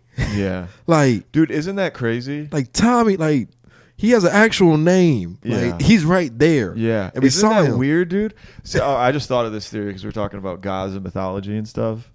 I feel like meeting a celebrity is almost like meeting like a god of like the Greek times, because those are the stories that we like love to watch and consume. It's not religious for us like it was for them, but still it'd be like meeting the real life Zeus in person when you see him, because everybody watches him. It was just a different feel. Like, and he shook Yeah. my hand, and I remember what he said perfect. He was just like, "Wow, you a big boy," and I was like, "You can kick my ass 5 different ways, bro." Yeah. And he was like, Of course I can. and then he was like, get over here, man. And then we took the picture together, and I thought about it. I was like, yeah, he low-key just threatened me. Yeah, like, that's kind of fucked up. Yeah, and then another funny story about the celebrities there. The guy that was playing Green Arrow in the TV show, okay, the superhero TV show. Yeah. He was at the last one I went with my buddy Curtis, and so it was funny as hell. This lady had told, everybody, like, she just went out and was like, don't give him any props. You know, people are dressed up as him when they found out he was coming there. Right. And so they was like, don't give him any props. He's not taking props. None of that stuff. And there was a guy like 2 people ahead of me who had a like perfect outfit on as Green Arrow with the bow and everything. Yeah. And so when he walked in to take the picture, the actor turned around. He saw him. He was like, dude, give me the bow. And I said, like, the lady was right in front of me, and she was like, I just told this motherfucker. Yeah. And we could see her having this crisis in her head. Yeah. And the guy's trying to be like, well, no, she just said, he's like, who gives a fuck, man? Give me the bow. Dude, that's like Jesus. And I was like, it was just like, yeah. Remember Jesus? What? I'm bringing this in. This is a parallel. It's like Jesus. Whoa. No, go ahead, David. Hey, Michael Mack's a good Christian. It's like Jesus. Thank you. Do you remember? I'm pretty sure this is in the Bible.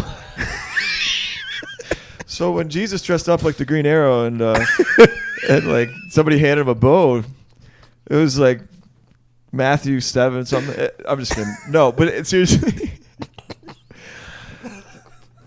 I'm pretty sure they didn't want the little children to bother Jesus. They're like, no, don't bother him, stay away. And Jesus was like, no, bring the kids to me. Like I want to talk to him. I want to play with the kids. Well, that actually doesn't mind one of the Bible stories. In a non-Catholic way. With the lady who had who was diseased.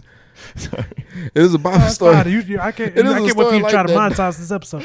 I don't monetize. I haven't made a penny off this thing. It's just fun. It's fun. It is a Bible story like that. We're having a good time. Nice. You will soon. You'll make money soon. I don't care. It's a great podcast. Dude, that is funny. Thank you, bro. Yeah, I like making religious jokes anyway, so it's cool. You like what? I like making religious jokes anyway. Yeah. Because a lot of Bible stories are messed up anyway. Yeah, they are. Yeah, I mean, that's true. I like Christianity. I'm a Christian. Well, I'm a Christian. As a kid, I used to love the story of David, King David, seeing a woman bathe, and then he just had his servants go get her. And then fucked her and then killed her husband. Yeah, Bathsheba.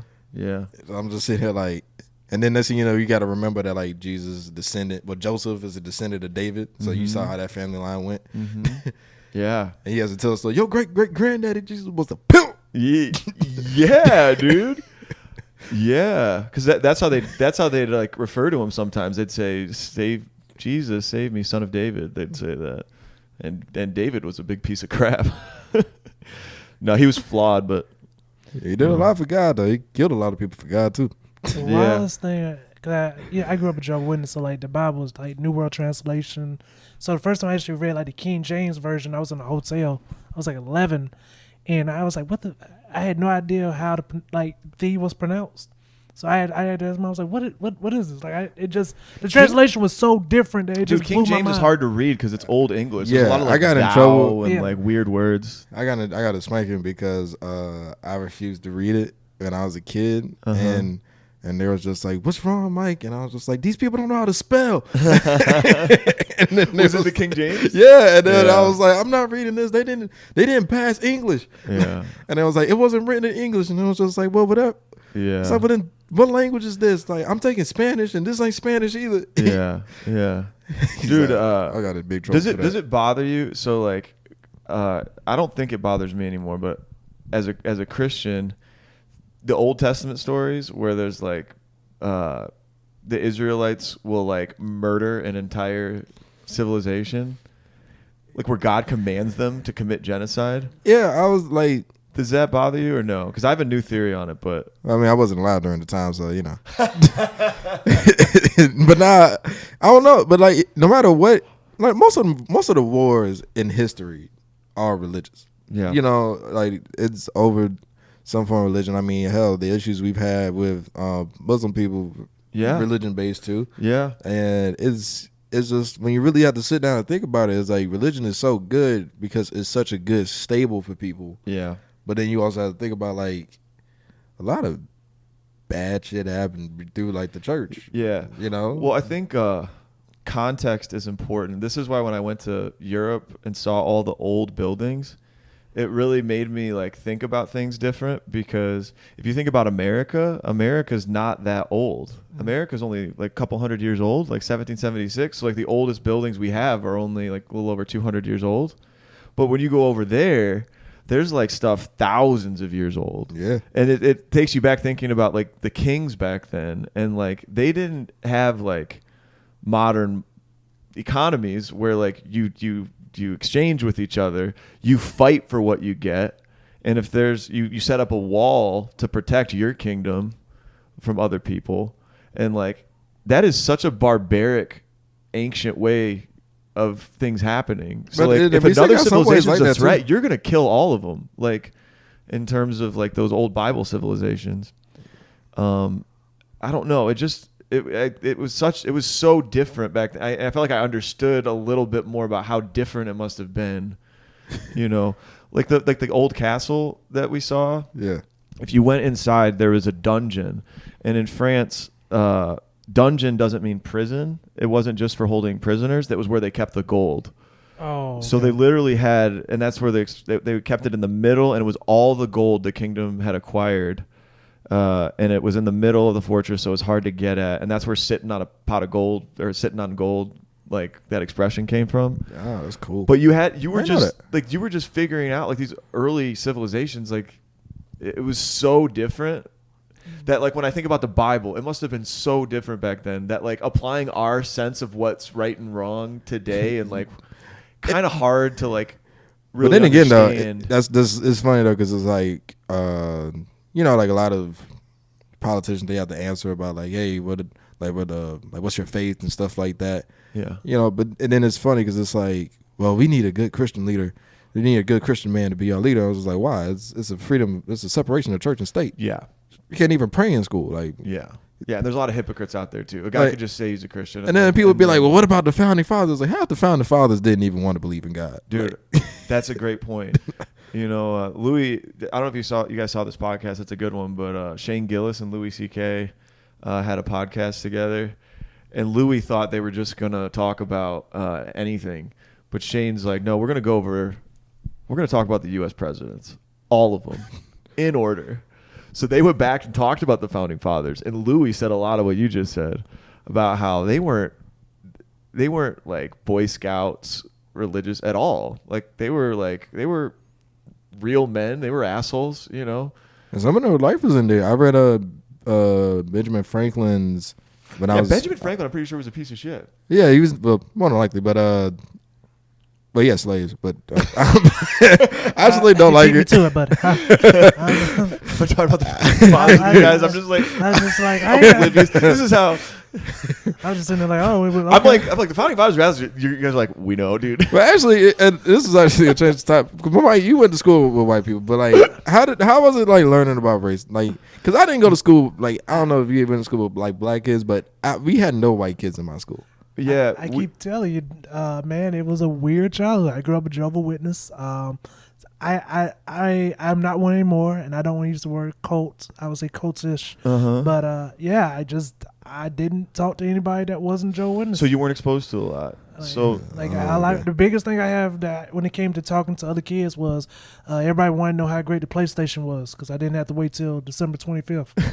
Oh yeah, because y'all I got my shit in October. I was like, it's great, you know. so everybody wanted to play the PlayStation. Everybody, yeah. I was like, So yeah, where you But yeah, how was it learning about slavery? Yeah, but it was like when we learned about this stuff, and then I had white teachers. Like my third grade teacher, my fourth grade teacher were white, and so like we're learning about the revolution and stuff like that, and hearing about like black people helping out in the revolution. But we sitting here like, Yeah.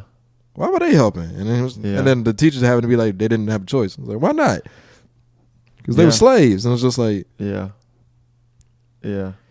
bitch, your ancestors own. Like we had like it was a weird. And like I said, I didn't even really know how to like interact with white people. Like when I went to college, I was just sitting there like I was around so many white people, and I was just like, Yeah, what'd you think? what do I say? You know what I'm saying? Because I can't just be like, what up, homie? Like I didn't know I could just be like, hey, what's up, Yourself? man? Yeah, so I was thinking like I'd have to just be like, "Hi, my name's Michael," and try and talk how white people talked. But it's like it's just talking. It is just talking. So, but I didn't know that, so I was just sitting there like, yeah. I couldn't be like, "Hey, what's up, my nigga?" Like I couldn't do that. Right. I'd make them uncomfortable. Hope that didn't happen you just now. I don't care.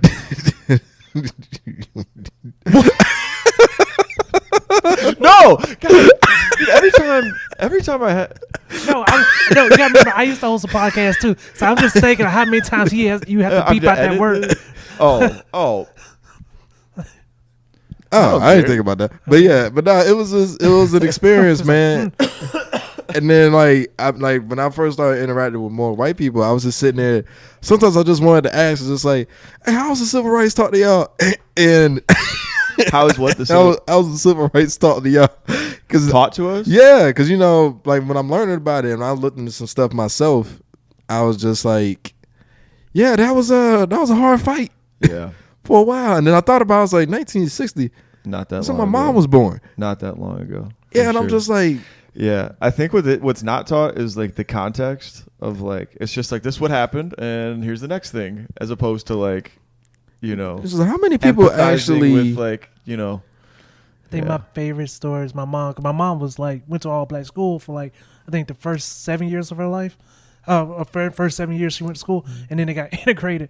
And she was just like, well, we knew them. We just knew we didn't go to the school with them. Like, she was like, it wasn't weird. It was just like, it was just a normal thing to them. Yeah. Really? She was like, it was never like, I mean, of course, like, she was taught, like, subtle things, but like, when they went to school together, she was just like, I know who I'm cool with. Okay. If that made sense. Yeah. It wasn't like everybody was happy, but like, she knew who was cool and who, yeah. probably wasn't that cool.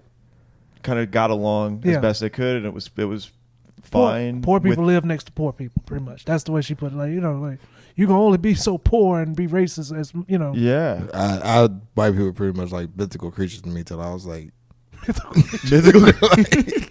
like just as soon as you turn TV on, that's all you saw. Yeah. Like, we watched Disney Channel, like, the guys out there. It's either that or like celebrities. Like I knew they existed, I just didn't know where to find them. Like I'm trying to think. My elementary school and middle school were predominantly white, I guess. My high school was very diverse, though. We had a really big Hispanic population, and a lot of black dudes too. I mean, we had a really diverse. But I was always stupid about it. I was just like, like whatever. Like, I didn't understand. Like, I was just oblivious. I was just an idiot. A kid. Like, yeah. I didn't look at it. I don't know. It was weird. Any sort of way, but it was just weird. Like this is the year the segregation ended, and I'm looking around, just like, really, did it really? This it's like we learn about segregation and be like segregation, like the separation of black people and white people. This is when it was ended, and I'm just like, it looked like a whole little less of white people up in here. Yeah. When you looked around at your school and and I'm just like, it's nothing but black kids. And then like middle school, we had a white girl one year. Yeah. You remember the one white girl? And then my best friend dated her. And then like the next year, it was like a white dude. And then like my 8th grade year, the white girl came back. Okay. And then like this sound like Pokemon cards. That's unbelievable. You remember that? And this is that they stood out because that's it. Yeah. And then in high school, it was just like maybe 3 white kids. Yeah. The whole time. And I'm just sitting here like, but they were cool. Yeah. But it was just because they were like, it was just like. That's like so if I was in, so fucked up. I was about to be like, "What choice did they have?" But like, like if I was in Russia, but to be cool, you know what I'm saying? Like if I'm walking around Russia, line, dude. I hate all y'all. That little girl is gonna get her ass kicked. You know what I'm saying? Like if I'm just walking around Russia and then people just like hold that shit in. Like if I'm just walking around Russia, everybody looking at me and I'm just like what we all looking at? Like, and it's like you and like why? Yeah, never mind. I know why. You know, it was just weird. So it was interesting. History, and then like not having anybody just be like did you get that, and I just wanted to know how it was taught in other schools. It was like there were schools that didn't want to teach about science and like evolution. Well, I mean I had the evolution thing sort of creationism, is that what they're called? Or intelligent design is there's probably some designer behind it, but like I don't know. That's dope. I used to be really skeptical of evolution, but then, I don't know. It's too exhausting to me to study it, and like, I actually do think there's evidence for a lot of evolution that's not the ancient one, like coming from one single cell and everything emerged after that.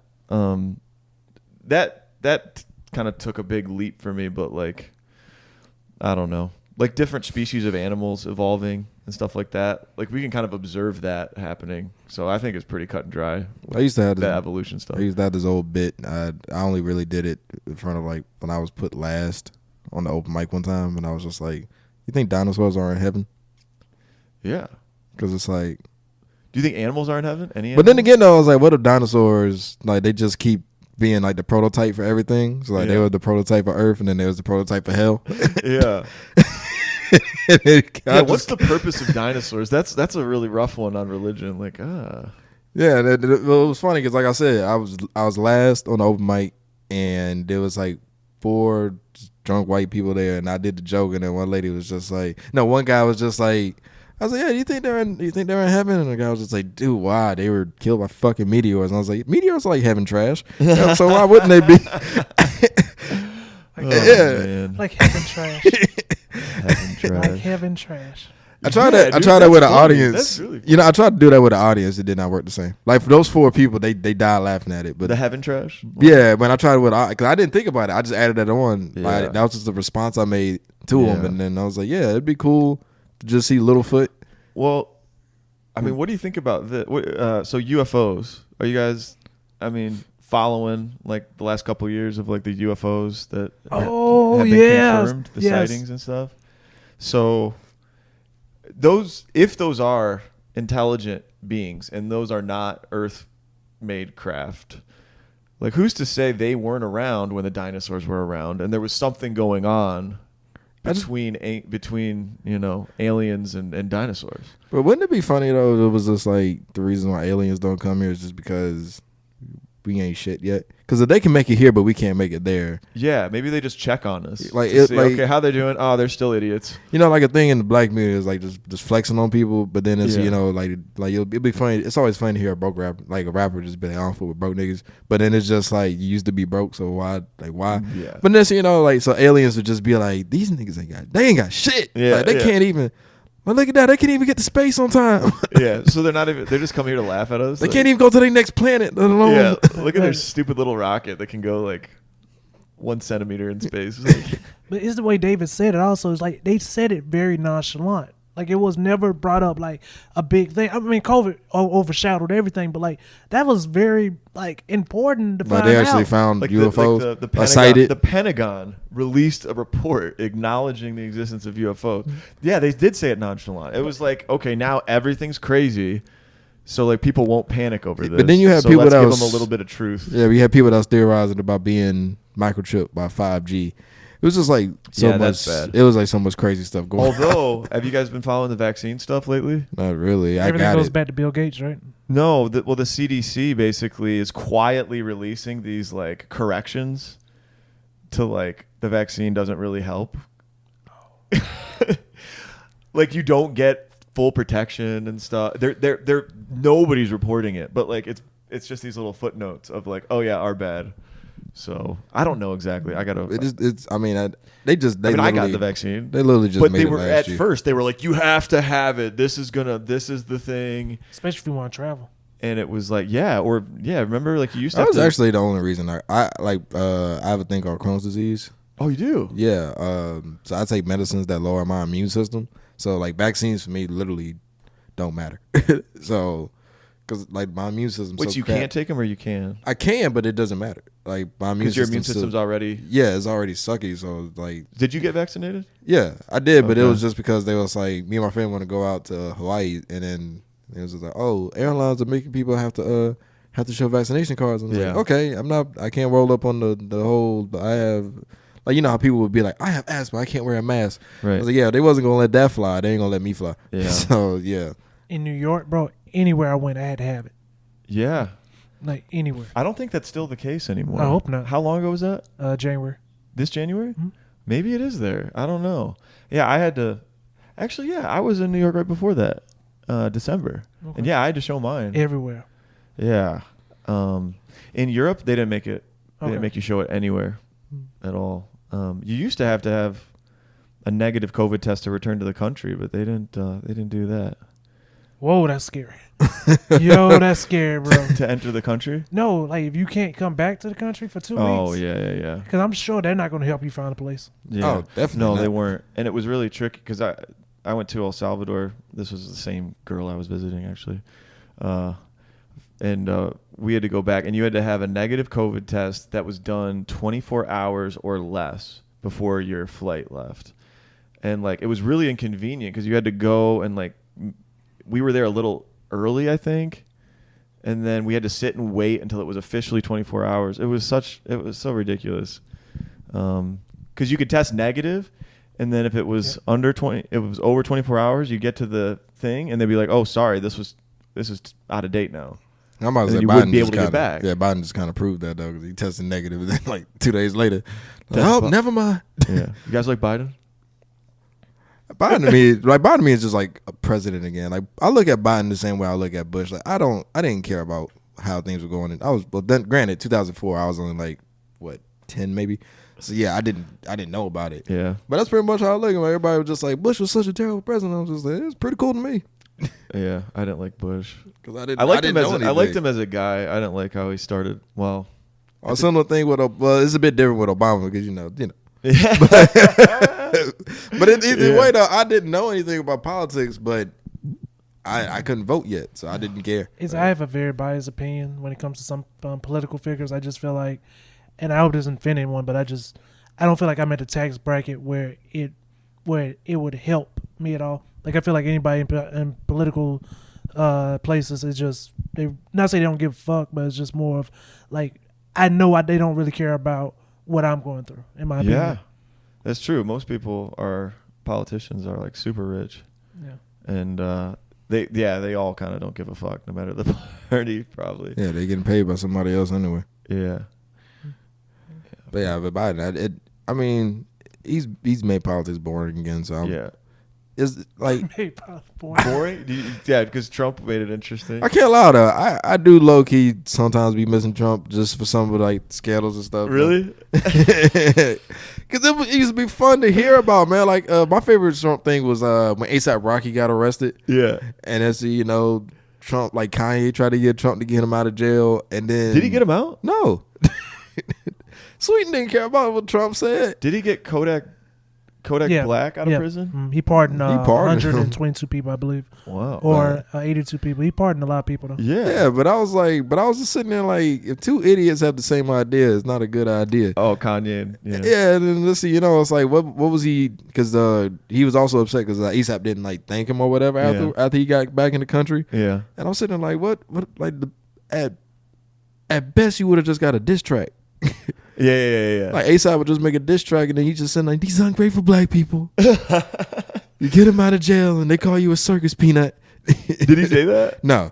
Dude, your Trump impression sounds like T-Links. I thought it sounded like the what you call it. But everybody has the same Trump impression except for Alabama. But I ain't about to do the whole so he does the whole face and everything. I don't like Baldwin's Trump impression. But yeah, but it's like that. He tries too hard. I feel like if he just cut back just a little bit, it would be more natural. Yeah. My favorite is Stephen Colbert. It's definitely off, but it's funny. Yeah. I like Shane Gillis's. Have you ever seen his? Bro, yes. That whole special is great. Yeah. Rand Paul is ugly? Oh, shit. And Rand Paul's like, hey, let's get organized. Shut up, you nerd. Trump. I'm glad he turned the Republican Party into a laughing stock. That was what was great. That was my favorite part about Trump's primary stuff. Like, do you remember, I don't know if you saw highlights or watched any of the debates, but like, there was like 20 people on the stage, all these like nerdy Republicans, and then Trump, and he would just like make fun of everybody, and they were so nerdy they didn't know how to handle it. So Trump was just like on another level in terms of like being quick-witted and stuff, and shitting on him. The crazy thing to me was just like Trump was just saying things, and then I don't know, like after a while I realized, I was like, he hasn't said a solid plan yet. Correct. He's just saying things that are wrong based on Republican values. And I was just like, is that easy? Yeah. thought the other Well, he politicians- was speaking kind of like at a 5th grade level in a way that people can understand. I think what you know what I mean? No, you're right. You're right. He speaks very simple and in short, like it's like a way of talking that he has. And It's I think relatable. people were sick of, you know how some politicians get real wordy and they talk and it's just like, it's big words, but they're saying a whole lot of nothing. They're talking down. They're talking down. Yep. Exactly. So that's why, you see these people out in the country that are like, not that smart necessarily. Maybe they're smart, but who are all like Trump. Like he was talking to like the lower people, Like how Dave Chappelle put it, and he was just like, Oh, I saw the poor whites.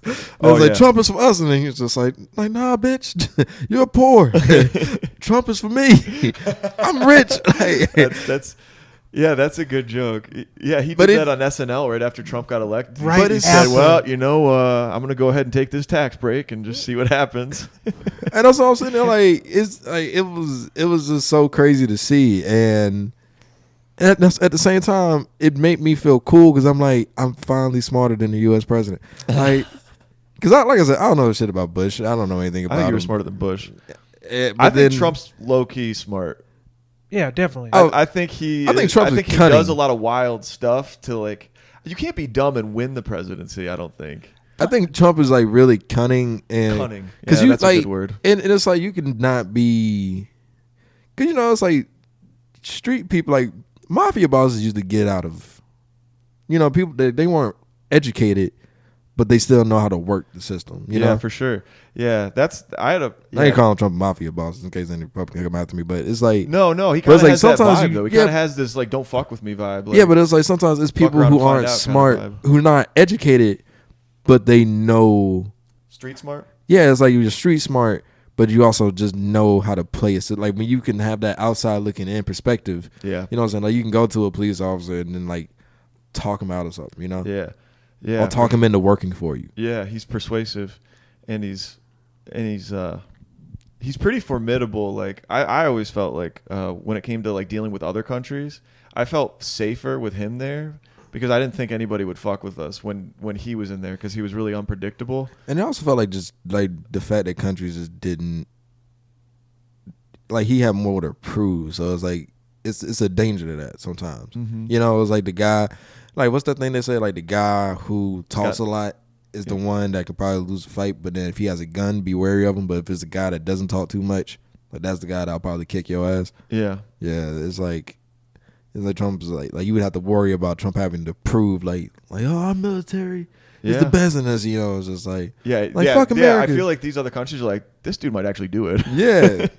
And that indirectly keeps us safer because They don't know what you're gonna do. they It's don't know like, what you're gonna do, and he hated the whole Republican thing because old Republicans and a lot of people who are like a little bit right think they don't like the old Republicans because they wanted to start wars. So like they got us into Iraq for like so many years. We don't want to send Michael off to war, so. But Yeah. Trump didn't want to start wars and like get troops over there. He wanted to just bomb people if they were fucking with us, but not send troops or not get us in these big wars. Because the way I was explaining to it, it's not like we really need manpower over there. Of course, we're everywhere. We're literally in Yeah, every we got country. drones now, dude. Yeah. And also we got bases like literally everywhere Yeah. too. So it's Yeah. kind of like it's not they couldn't take it over. I mean, I guess Yeah. they could technically take over a base if they wanted to, but it'd be bad on their part. But Yeah, you're right. It kind of feels like wars. Yeah, they're not fought by like troops anymore. no. You don't really. I do need- find it weird though, that we still have to have all these U.S. bases. Because I'm sitting here, because I was like, when I was thinking about the economy and stuff like that, and people keep talking about money and stuff, and I was just like, can't we just like sell these military bases where people are just out there chilling? Probably better to I mean, burn. I'm nervous about that because I think China's doing some shady shit, and I kind of want us to have aircraft carriers Yeah. and battleships hanging out I to mean, make sure we keep It looks like they are getting real close with Russia. China. Yeah, China. and now Russia. China was really mad about and some funny shit because everybody picked at Biden about his age because he's like what 78 or 79 or He's something. hitting on 80. He's like dead basically. But God but damn. But you know, I mean, I said my grandma was 86. No, Thank you, David. Killing my Sorry, grandma. were you gonna say that? But no, but like, what's her I'm name? sorry. What's I'm her letting name? my bias show. I'm sorry. I don't want to be Pelosi, Nancy Pelosi. There we go. Yeah. When she went over to Taiwan, and then they was like, I was watching somebody, and they was just like, why the fuck is China so mad about an 82-year-old lady? I was like, God damn, she 82. I was like, wait, this bitch older than Biden? Pelosi is? Yeah. You saw those She titties? reminds me of have you guys seen Emperor's New Groove? Yeah. She reminds me of Yzma in Emperor's New Groove. Nancy Dude, Pelosi- all that Nancy makeup Pelosi. that's on her face. Yeah, the old lady. That's hilarious. Yes. Smash him with the hammer. Yeah, me and my cousin. Pull the used to say lever, that. Crunk. Roll the Yeah, Crunk was my favorite out that movie. I Hey, see Crunk it got his now. own TV show out that off of that movie. Dude, David Spade is so funny in that. He is. John Goodman and David Spade. David Spade's just this asshole llama. Bro, John Goodman's just such a good actor, bro. Yeah, John Goodman's He good. is. What are we Yeah. talking about again? Nancy Pelosi old ass, right? Well, Yeah. if I was Biden, I would have been talking about. I would have been throwing shots. First of all, if I was Bernie, I would have been throwing shots at that. You remember when everybody was saying Bernie was so old back in 2016? He's too Yeah. old for it. Dude, And I like Biden- Bernie. I I didn't like his policies so much, but I liked how he was so like he was so passionate, you know? Yeah, The Bernie's 1%. Like he was a badass dude, you know? And then when they found out he had millions, and it was like, are you still worried about your policies for taxing people? He's like, yeah, I'm not. Of course I am. I can afford it. I can afford it. Like, Yeah. I thought he was gonna back down. No, that But see, he didn't. No, yeah. You're right. Actually, it wasn't just about him. He was like authentic. He He can't be no more authentic. You know, Bernie Sanders, this is true, guys. Look at him. Bernie Sanders got arrested with Martin Luther King. yeah. Yeah, dude. He did. When I saw him. like, Kept there's it no real, man. more I mean, authentic. he was a pretty honest socialist. Yeah, when I saw him do a whole thing with Killer Mike, and then he did a second one with Cardi B, and I was like, yeah, this. Yeah, I appreciate it, bro. If it's any time Oh, for him Cardi to B. like fake it, that would have been it. He was Dude. just like, you know what, I am with him. Like, Do you guys remember this when it was the Democrat primary and Bernie was like, it was looking like he was going to win, but then Hillary, they like gave her a bunch of extra super delegates. Yep. And then they rioted in Philadelphia because they were like, this isn't fair. That they didn't That want to Hillary. me is like how a lot of people feel about Trump, and they're mad that the media is going after him because they're trying to stop him. It was like that was the same thing when they tried to stop Bernie. It was like the Democrat machine, like the real bad people who control everything, were like, no, we're not going to let you people vote for that guy The voting because system he's is going to so fuck dumb, up though. how we're screwing everybody over. I can see that. Bernie is the populist candidate like Trump was. But it's like, but the whole voting It should system have been is Bernie versus Trump, I think, in that election. That would have been- instead of Bernie versus that Trump. would have How been lit would that have hilarious. been, dude? That would have been prime time. That TV. would have been hilarious. Watching those debates. And then like seeing Bernie do this hand thing all the time, like yeah, like yeah. the hand, And it he would have go been like after the him and then Trump would go after Bernie. That dude, Yo, entertainment value. It would have alone, been I the would battle watch- of the hand gestures. I swear to God, because Yeah, Trump dude. with all this shit, and then Bernie just like, and then you with the millions and billions, and like that shit would have been. He's funny. like, yeah, I'm rich. Trump would have been like proud of it. He would be He would like, have dug deep. yeah, And then Bernie would have just been like, I'm rich too, bitch. yeah. He's like, I got billions too. He's like, I got $1 billion. that would have been insanely fun. I don't know. I just think our whole voting system is dumb. Like when I first learned about the was it electoral college thing, I remember I was just like, so I vote for somebody else to vote for me, and that person has no reason to vote the same way I did. Well, they always do vote. I think they do now. But it's like, The state electors, they vote the same as the popular vote almost always. but I don't like Dave. I'm like, I'm in a Republican state. I lose. Like, Oh, yeah. It's not the popular though. like I haven't like Biden is my first win. You know what I mean? Like that's my, you know what I'm saying? Like Yeah. that's my first win. Like even Yeah. during the Democratic primary, I voted for Bernie and I lost, and I was like, God Yeah. damn, give me one. Like, Yeah, yeah. It's nice when your candidate wins. I've never had a candidate win except for Yeah, of course. except for Trump. But I'm like, It's suicide to even say you voted for Trump now, but No, you know. I believe people should vote for like what they This think. is will help weird. them. I could explain why in a way. but that no, hopefully- but I No, understand. you don't have, man, don't explain nothing. It's It's like, like- you voted for who you thought. Well, like, no, I just think there's a lot of misconceptions around it. I hated the whole system, and I would always tell people that I thought he was hilarious, and I saw how disruptive he was to the politicians. I literally just said I miss Trump being funny. I can't say nothing. Yeah. Well, so basically, what I thought was, a lot of people have said this, but I looked at the people that I was really mad at, who I felt like establishment politicians, and they hated him. So I was like, if they hate him, I think he might be a solution to all this bad stuff. I don't know what he's going to do. I felt like it was like throwing a wrecking ball at the system, and that might, breaking it down some would be better in the long run, because, you know, he wasn't going to be bought and paid for because he was so rich. You know, he didn't need to like get companies to pay for him, and then when he's in there, the companies are like, okay, now pass the law. I want you to pass. So I thought he was going to just screw up the whole system, and that's a healthy correction. That's what I thought. He did tell a lot of secrets. What's that? He told a lot of secrets about how it's run, though. He did talk about that a good bit. Yeah. Like secrets? Like what? Like people getting paid for. Like, oh, yeah. He outed people who were like doing shady shit. Then you get this, and it's just like. Yeah. There's a lot of stupid shit. So I just looked at all the panic from people that were. I was like, why are you panicking? He's a clown. Like, you shouldn't be threatened by a clown, but they were. And I was like, huh. Hey, but it's mainly so just that he's an outsider. Outsider. That's it. I could have said that in 5 seconds. That was really not very concise. Like, for me, it was more so like when I voted for Hillary, and then people were just like, Hillary's a liar. I was just like, duh, she's a politician. Yeah, you know, and I was could see that. I could see voting for Hillary on policy. Yeah, I mean, not even policy. I was like, when I looked at Trump, I was like, yo, Trump is like, it should have been wild, but it's like, yeah. And I'm sitting there like, yeah, but I want that to represent the country. Like, I don't want to go to another country and just be like, you know, first of all, you know, I got a bad rep for being black, and then you know, it's just like, hey, American, you like Trump? And I'm just like, no, I'm not like Trump. I'm more like Dave Chappelle. I'm just like, oh. You know what I'm saying? But it's like I didn't feel comfortable him being the representation. Dude, I hear you. It's hard to, because he's not polished at all. He's not like. Because it's like, it's cool. It's like, I felt the same way with people. I looked at Trump being president the same way I would look at Kanye being president. Okay. You know, like when people were just like, Kanye for president would be cool. It would be funny, but it's like, I'm like, yeah, I don't want this shit to be funny. Okay, I got you. You know, so I was like, it's a cool movie idea. Well, yeah, I thought it'd be funny, and I thought it would be good because I thought everybody else was so corrupt that I thought it would help unwind some of that corruption. I looked at Trump as the supervisor that always lied about giving raises. Like, I'm here for you guys. I promise you, if you just keep coming in, you're gonna get that extra $1. I just need you to work with me. Please keep doing. Have you told that on stage?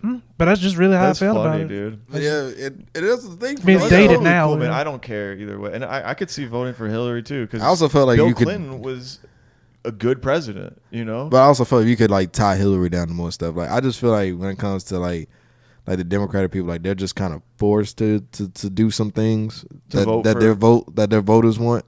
Yeah, because then they have so many people to answer to. Yeah, well, it should be that way for anybody. But. Yeah, but it's like for Republican, they like you got to have 5 things. It's just like, you know, respect for the military, religion, guns, low taxes. You know what I'm saying, and then like smaller government, church stuff. You know, conservatives.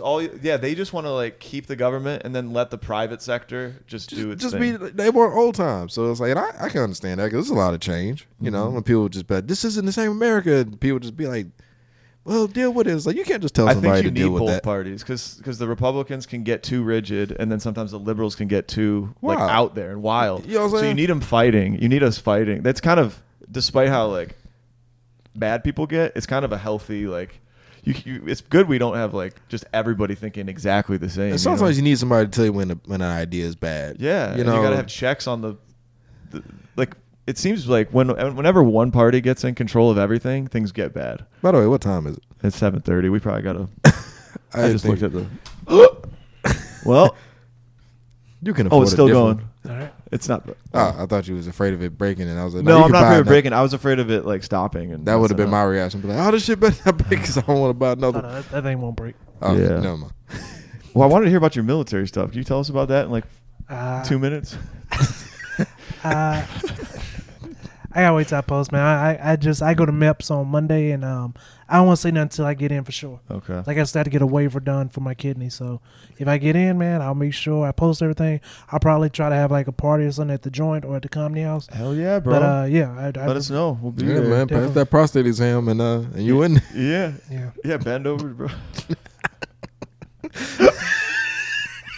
I'd be so mad if mentally all I hear David while they doing it, bend over, bro. I'm like, what's wrong, sir? Nothing. You've been fucked by the U.S. military. Bro, if they say that, I'm suing everybody. Figurative and I'm literal. suing everybody. I'm like, oh, where the cameras at? Somebody recorded what she just said. What did he just say? This is Oh my gosh, dude. No, well that's awesome. I don't want you to go, but you'll be back from time to time, right? of course, bro. Like I said, it's the kid. Yeah. Like, And I then you don't can get an wanna actual leave. sports car. Yeah. You got a sports car? No, God, no. I got a say? Kia Soul. This is a joke on me, actually. I have a Mustang, but it's You got a Mustang? But it's an economy car, pretty much. What are you talking about? So I have You're a basic, downplaying I have it? a basic engine.